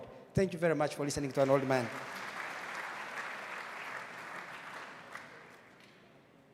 Thank you, Andrew. It was quite short, so I was unprepared. Can I ask that the next intervention be Acha Leke, who was also asked to speak? Acha's here. Can I have a mic over here? Soon afterwards, we will get questions from the audience. So if you have some questions, make sure that you're closer to someone with a mic so that we can see that. Acha? Thank you for the opportunity, and thank you, Your Excellency, for the invitation. I am from Cameroon as well, and this is my first time ever coming to a party event, but it's great to be here. I do have a question, which is I feel like the last 20 years we've been having this discussion, and we know what the answer is or what needs to be done, but we don't get it done. So my fear is we're still talking about the what versus the how, and I wonder if 20 years from now I'll be sitting there having exactly the same conversation. So I'd love to hear from some of you, what is the how? What can we learn from Rwanda, from other experiences, but more about the how to get this done in Africa than the what? Thank you. Is it possible to answer that question before we go to the audience?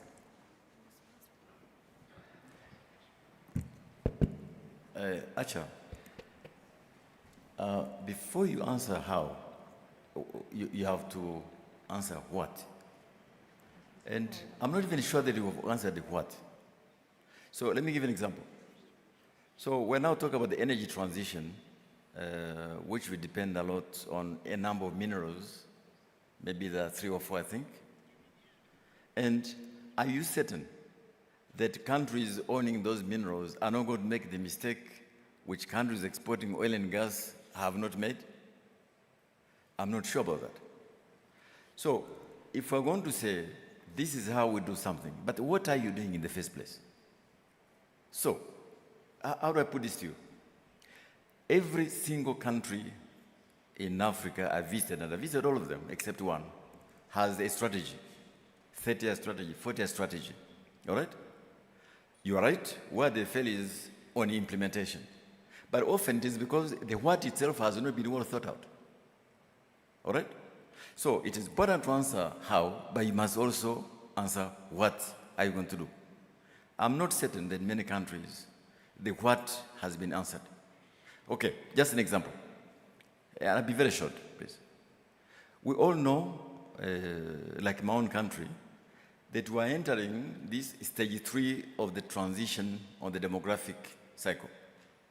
We're entering that phase where the size of the labor force will probably begin to be bigger and bigger, and the number of children and elderly people getting fewer. They call demographic dividend, the economists. All right? What is the one thing you have to do? You have to invest in capabilities. People say education. Capabilities, so that, in fact, that labor force is capable, has the knowledge, to be able to be usefully employed. But what I've been doing in Africa, we've been targeting numbers. How many numbers are in school? How many children are completing school? But now we need to worry about learning outcomes. What are they learning? What are they coming out with? That is a what question, because the what which was answered was, let us have more children in school. And as in Mali, you look at children coming out of secondary school, they're hardly literate. The what was not answered. The what was not the numbers as inputs. The what was, what are they going to learn? The learning outcomes. And I believe it is such an issue for almost every African country. So we have to ask the question, so what are we going to do? Here in Rwanda, the census showed that, I hope I'm right, 78% of the population, I think, are under 35. I hope I'm right. About 38% are under 15.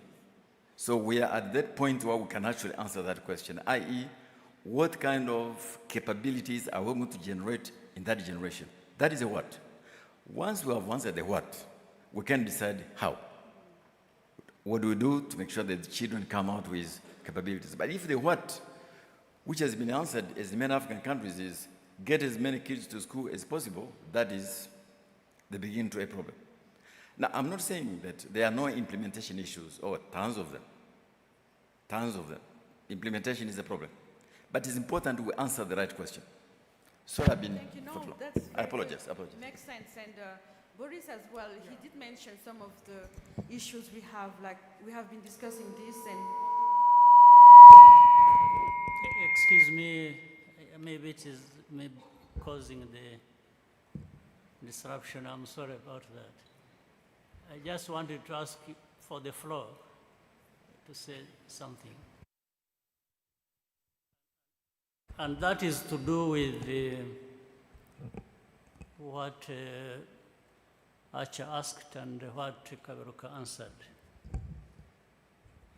I'm not sure something was not lost in between. If I may, or maybe it's me who did not pick it correctly. Even the what and the how, actually in theory have been answered, or at least people know.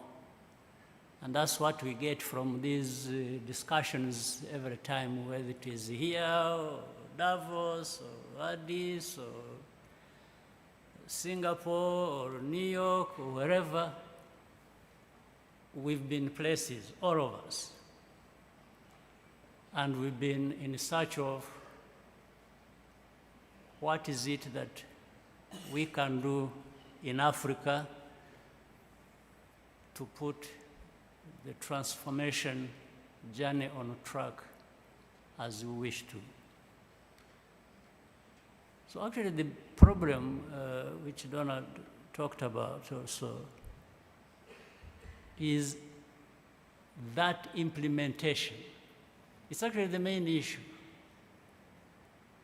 You said that you are not saying that there are no implementation issues. Actually, this is the problem. Forget about the how or the what. The how and the what have been answered by you even now on the sitting there in the panel. They have been answered before, several times, for years. When it comes to doing things, we either do nothing or do the wrong things. That's the implementation. So at first I thought that's what Achareke was alluding to. So how many conferences, how many experts, how many times do we have to discuss what and how? Because we've discussed that for years, for long, for many times. But the question is, when do we get to do what we have even agreed is what is needed to be done? It's implementation. I rest my case.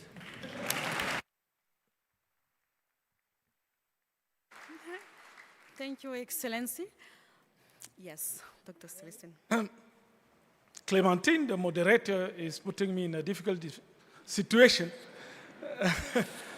to try to respond to that. I'm Cameroonian, so I believe in conspiracy theories. So you have something against me. I would still dare say that I'm on the side of Dr. Kaberuka on this one, simply because, yes, we've seen solutions, we've heard ideas at conferences, but many times we also have wrong ideas in the books, and we implement the wrong ideas. So I still think that in some questions, the what is still relevant. What should we do? What should we not do? I see in many African countries, I was very happy among many nice jobs that I had. One of the most meaningful was to be chief economist, vice president of the African Development Bank, because it was for me really the opportunity to serve the continent. I had bigger jobs before that, but that one was so far to me the most meaningful. And I could tell you, Mr. President, that I had interaction with a lot of ministers and prime ministers and presidents who believe in the wrong ideas. So I think that the what, in some situations, is still relevant. Now, there is a former professor of mine who's also my colleague now in Boston called Michael Porter. I've written something in what I call the implementation gap, this question. And he told me, well, he's an expert on strategy. And he says that if you have a good strategy and the wrong implementation, it means that you had the wrong strategy to begin with, and you didn't know that. I said, please explain that again. He said, no, a good strategy should have implementation, strategy, and constraint embedded in it. That you cannot have a good strategy and the wrong implementation. So you need to think about all of them at the same time. Okay? So I just wanted to mention that. Now, quickly, the solution, I think, is to train and build capabilities. And I very much like, again, what Dr. Kaberuka said, which is not just education. It's the relevant type of education, which reflects the needs of the economy, of the society at a given moment. It also means training leaders, but not only leaders, but also training managers. They are not the same things. You sometimes have leaders who have the vision. Then you need to have behind them or below them or around them a large group of managers who actually run things on time and have to learn how to deliver things on time. Not all managers are leaders, are visionary. So I think that when we are reflecting about our institutions to train people, whether they're universities, school, primary schools, or vocational school, we need to have these ideas in mind to really have different type of skills that will be needed. Thank you. I still have an issue. Because not only have these things been discussed, the what and the how, we also not only have experience of places where this gap has been bridged.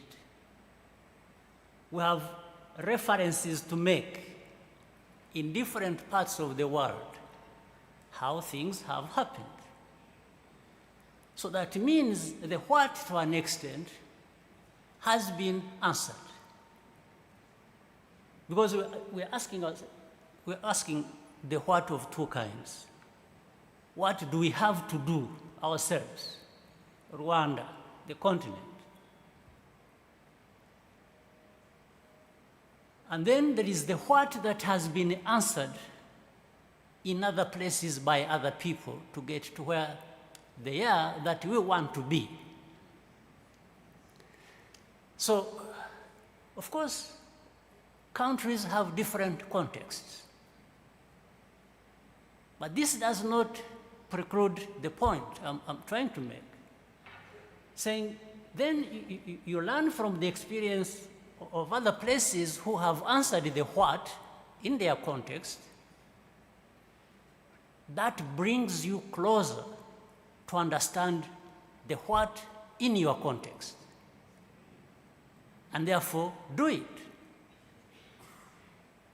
Therefore, what I'm saying, and really what I thought Acha was also referring to, whether it is answering the what or the how, cannot remain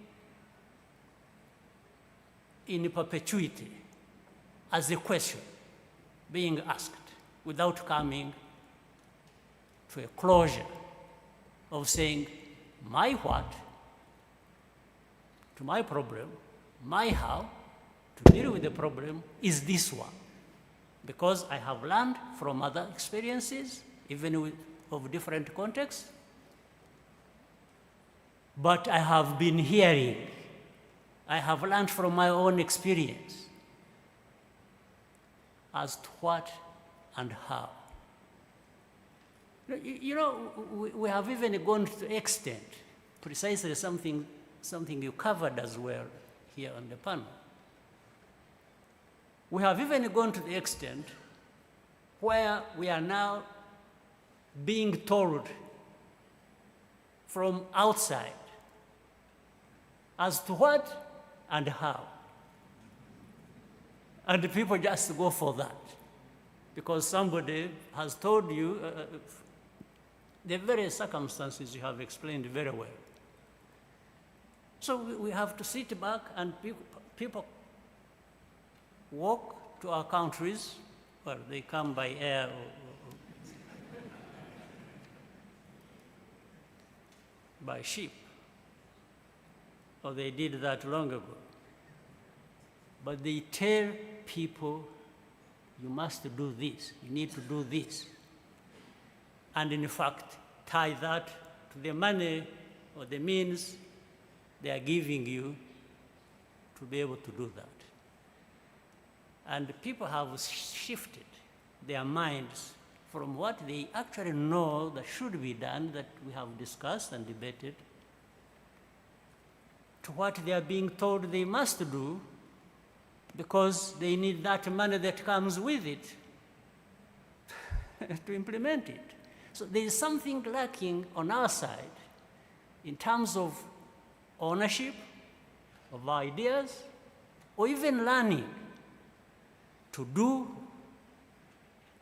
what we have already learned that works elsewhere. This is why I had to push back a little bit. Yes. Thank you, Excellency. Dr. Lopez and Boris, you have requested the floor, and then Dr. Lopez. Boris. Non, je veux juste ajouter quelque chose. Bon, quitte à peut-être rendre le débat un peu plus compliqué, c'est au fond, la question pour moi, c'est qui? C'est-à-dire, quel Africain, quel type d'Africain pour appliquer quelle solution, hein? Vous venez de dire, Célestin, les solutions pertinentes, on les trouve, mais en réalité, elles ne sont pas appliquées, mais c'est peut-être donc nous le problème. Et ça me renvoie au début de votre intervention, la question du self-esteem, quoi. Ouais. La question de la confiance en soi et le fait que, quoi que nous fassions, nous le faisons en comparaison avec l'Occident, sous le regard de l'Occident, pour prouver à l'Occident que nous ne sommes pas ce que vous avez dit, ce que vous croyez, ça veut dire que nous vivons quand même sous le poids d'une histoire millénaire. Elle nous poursuit, elle nous traque, elle nous embarrasse, elle nous empêche d'aller de l'avant. Et ici, puisqu'il y a beaucoup de jeunes dans la salle, je ne peux pas résister à la tentation vraiment de parler de ça. C'est Cheikh Anta Diop, mon maître, 3 ans, mais vraiment mon maître, 3 ans avant sa mort, il fait une conférence à Niamey, restez dans les mémoires. Et les jeunes défilent et lui posent des questions sur sa philosophie, ses théories et tout ça. À un moment donné, il est désespéré. Et ça se voit sur son visage, il leur dit, mais finalement, vous les jeunes Nigériens, tout ce que vous me demandez, c'est, mais quand donc les Européens, les Occidentaux, valideront-ils votre pensée? Seront-ils d'accord avec vous? Et il ajoute, c'est que pour vous, la vérité doit être blanche. Et je pense qu'au fond, ce qui nous empêche d'aller, mais ça relève de l'inconscient, ce qui nous empêche d'aller de l'avant, je pense qu'il y a un peu de ça. Et c'est dans la même conférence, c'est par là que je vais terminer, qu'il fait à ces jeunes une exhortation célèbre. Il leur dit, armez-vous de science jusqu'aux dents, car à connaissance égale, la vérité finit toujours par triompher. Et donc oui, Célestin, c'est ce que tu as dit, quoi. C'est-à-dire la question de notre rapport à la connaissance, au fond de notre refus de l'acquérir, avec des étudiants qui demandent du Louis Vuitton plutôt que des livres. C'est ça. Et je pense que vraiment, et ça je m'adresse vraiment aux jeunes, quoi. Le problème, c'est un problème psychologique. Nous devons relire Fanon. C'est un problème, oui, c'est un problème finalement de notre rapport avec notre propre histoire. Nous nous sommes libérés, nous n'avons pas soldé tous les comptes, quoi. Merci. Voilà. Merci, Boris. Dr. Lopez. I wanted to react to the President's remarks by mentioning that there was a famous Japanese economist, Nakamoto, that was the first to try to interpret the success of Japan transformation as an industrial nation. And he developed this theory of the flying geese, which the economists study a lot. And the flying geese is basically based on the metaphor of the geese flying in a V formation. And the way they do that is because they have a leader, a very clear leader, and the others try to basically navigate the difficulties of the wind, taking into account the leader's direction. But the leader, because it's in front, gets a bit more difficulties after a while, because it's more exposed, and eventually one of the others can replace the leader. But you cannot replace the leader if you don't learn from the leader. And this is very much applicable to transformation. So you have to do different from the ones who precede you. But you have also to take into account the ones that preceded you.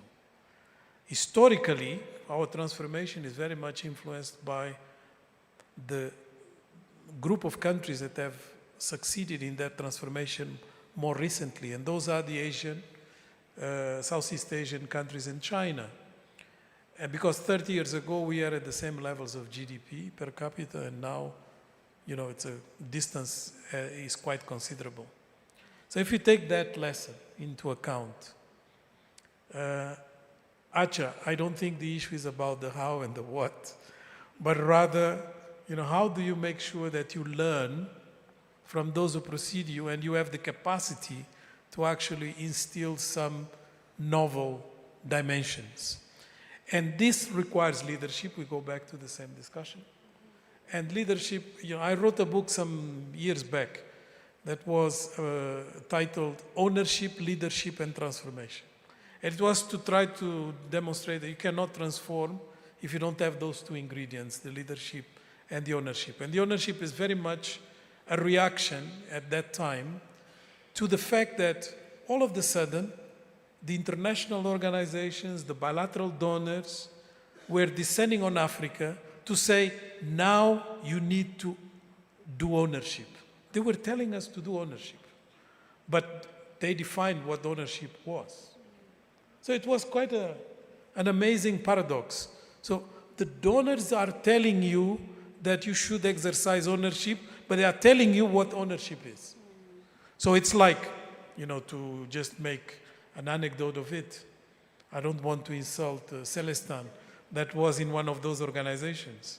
It was about, this is the policy, and if you implement it right, you have exercised ownership. But we tell you what the policy is. So what is this? So if we talk about implementation, we can fall into this trap. And I always remember, and I like to mention it all the time, an evaluation done by the IMF evaluation department in 2001 about the structural adjustment programs. It was a comprehensive program evaluation. And the evaluators, and this is coming from the IMF, it's not coming from radicals like me, was saying that in fact the programs of structural adjustment had failed. And they attributed that failure to a number of elements. I remember some just to share with you. Cognitive bias on the part of the IMF staff. Group thinking. There was one more interesting finding. They said that the data was only used if it confirmed already established policy. In my books, that is called dishonesty. And it was like that, coming from the IMF evaluation department. So this ownership is being transformed into sort of a myth. But in fact, what we have to address is very much the way you put it, Boubacar. It's to address this capacity to be independent. And that's basically the secret of implementation, is being independent, being courageous, and being capable of confronting some of these difficulties. But obviously you cannot do it without addressing the shortcomings of human life, such as corruption and other unethical practices that are always lingering around, and that you will have to have the capacity to actually stay focused and have this determination. Determination is really the word, because a lot of confrontation is going to be in front of us, but it is the determination that is going to make a difference. And that goes all the way to the way we look into the economy, because competitive advantages, like you were saying, Maris, is based also in interpretation that is dynamic. Because a lot of our competitive advantages are in being capable of being independent, like the South Koreans decided to have a shipping industry. And at the time, everybody said, that's a white elephant. You're not going to give you money for anything in that sector because you don't have iron ore, you have zero skills on shipping, you don't have any infrastructure to do shipbuilding, you are not really competitive enough in relation to the economies in your neighborhood, and they went on with the list. And you don't have money, you don't have capital. But they decided that they were going to invest on shipping. They started and failed. Thank you. For one decade, they failed. And they failed the second decade. Today, they are the second largest shipping industry in the world. Thank you. Me to take more of your time, since I missed the morning session, so I'm trying to compensate this one. The ownership still comes back to the ownership of what? The ownership of how? It always come to that. But let me tell you just a simple story we have in all kinds of stories in our traditions and so on and so forth. Even animals learn. There is a story here in Rwanda about the leopard. The leopard went for the kill of the animals, of the herdsmen and the women in Rwanda. So it tried to kill a calf, and people heard noises and went and saved the calf. So they went back to the house and they were celebrating the calf survived. And they started talking to each other. And the leopard was still nearby, behind the hut, listening. And the people said, inside the hut were saying, you know, if this leopard had gone for the neck, we wouldn't be having our calf. So from that time, the leopard went for the neck. And every time it goes for the kill, it gets its kill. So how can we be there listening to what makes the kill and we don't do it?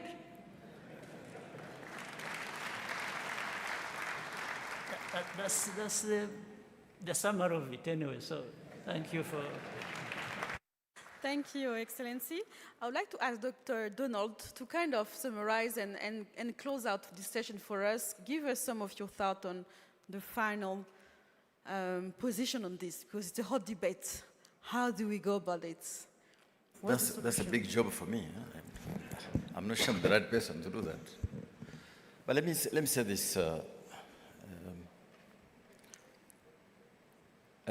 I fear now that because of the weakening of our economies during COVID period, because of this synchronized crisis which has happened around the world, around us, our economies have become so weakened,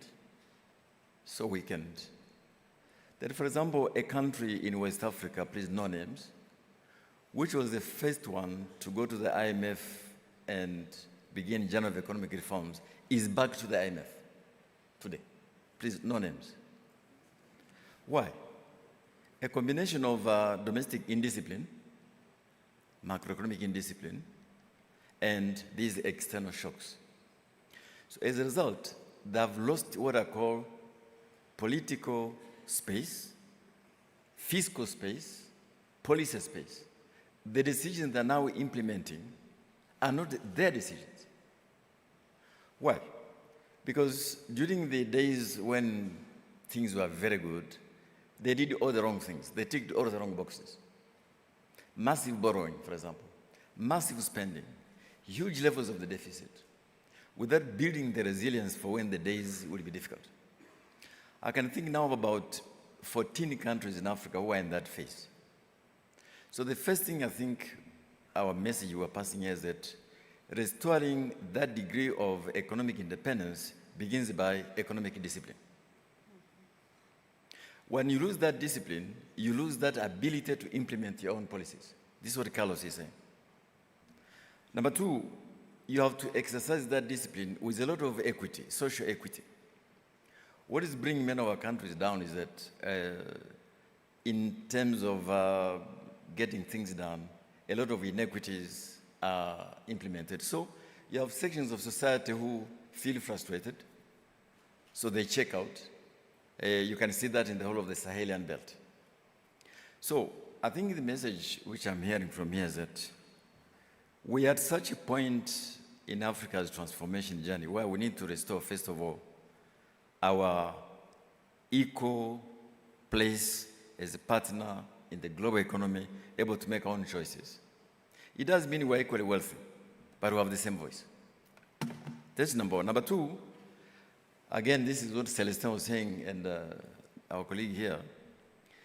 The opportunities now in the supply chains globally, because what was happening during COVID, it's no longer about can I rely on vaccines and food and medicine from one country? It's no longer about where is the cheapest place to produce. It is where is the most reliable place to produce. And so when a country like Rwanda begins to manufacture vaccines and maybe other medicines very soon, create an ecosystem, you are taking advantage of what has been a crisis in the global supply chains to actually make it an opportunity. That decision has been made.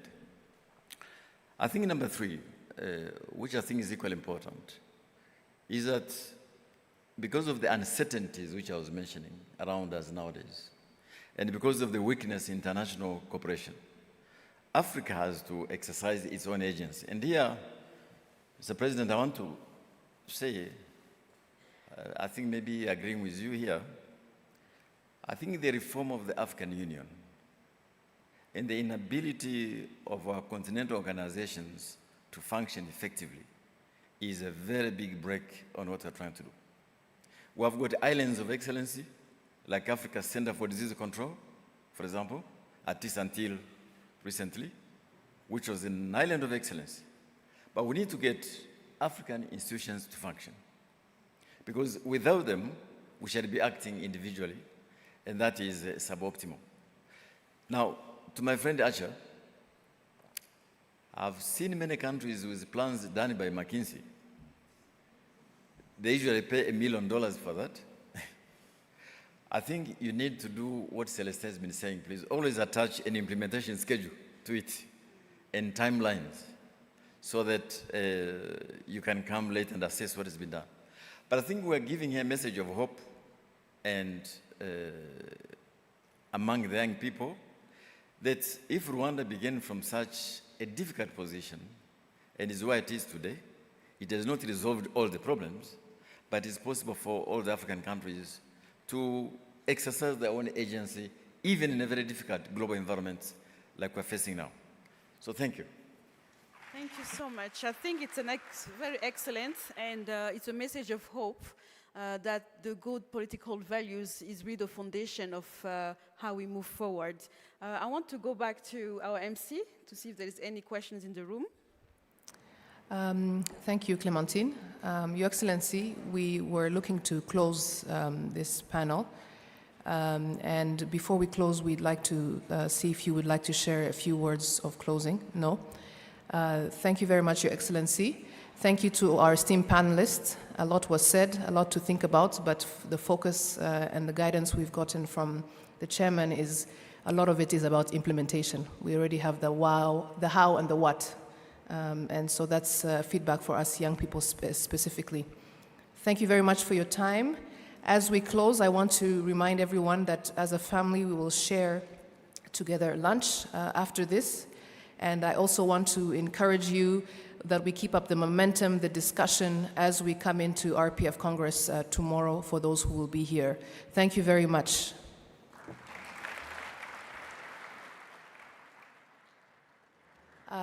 Please have a seat. His Excellency would like to say,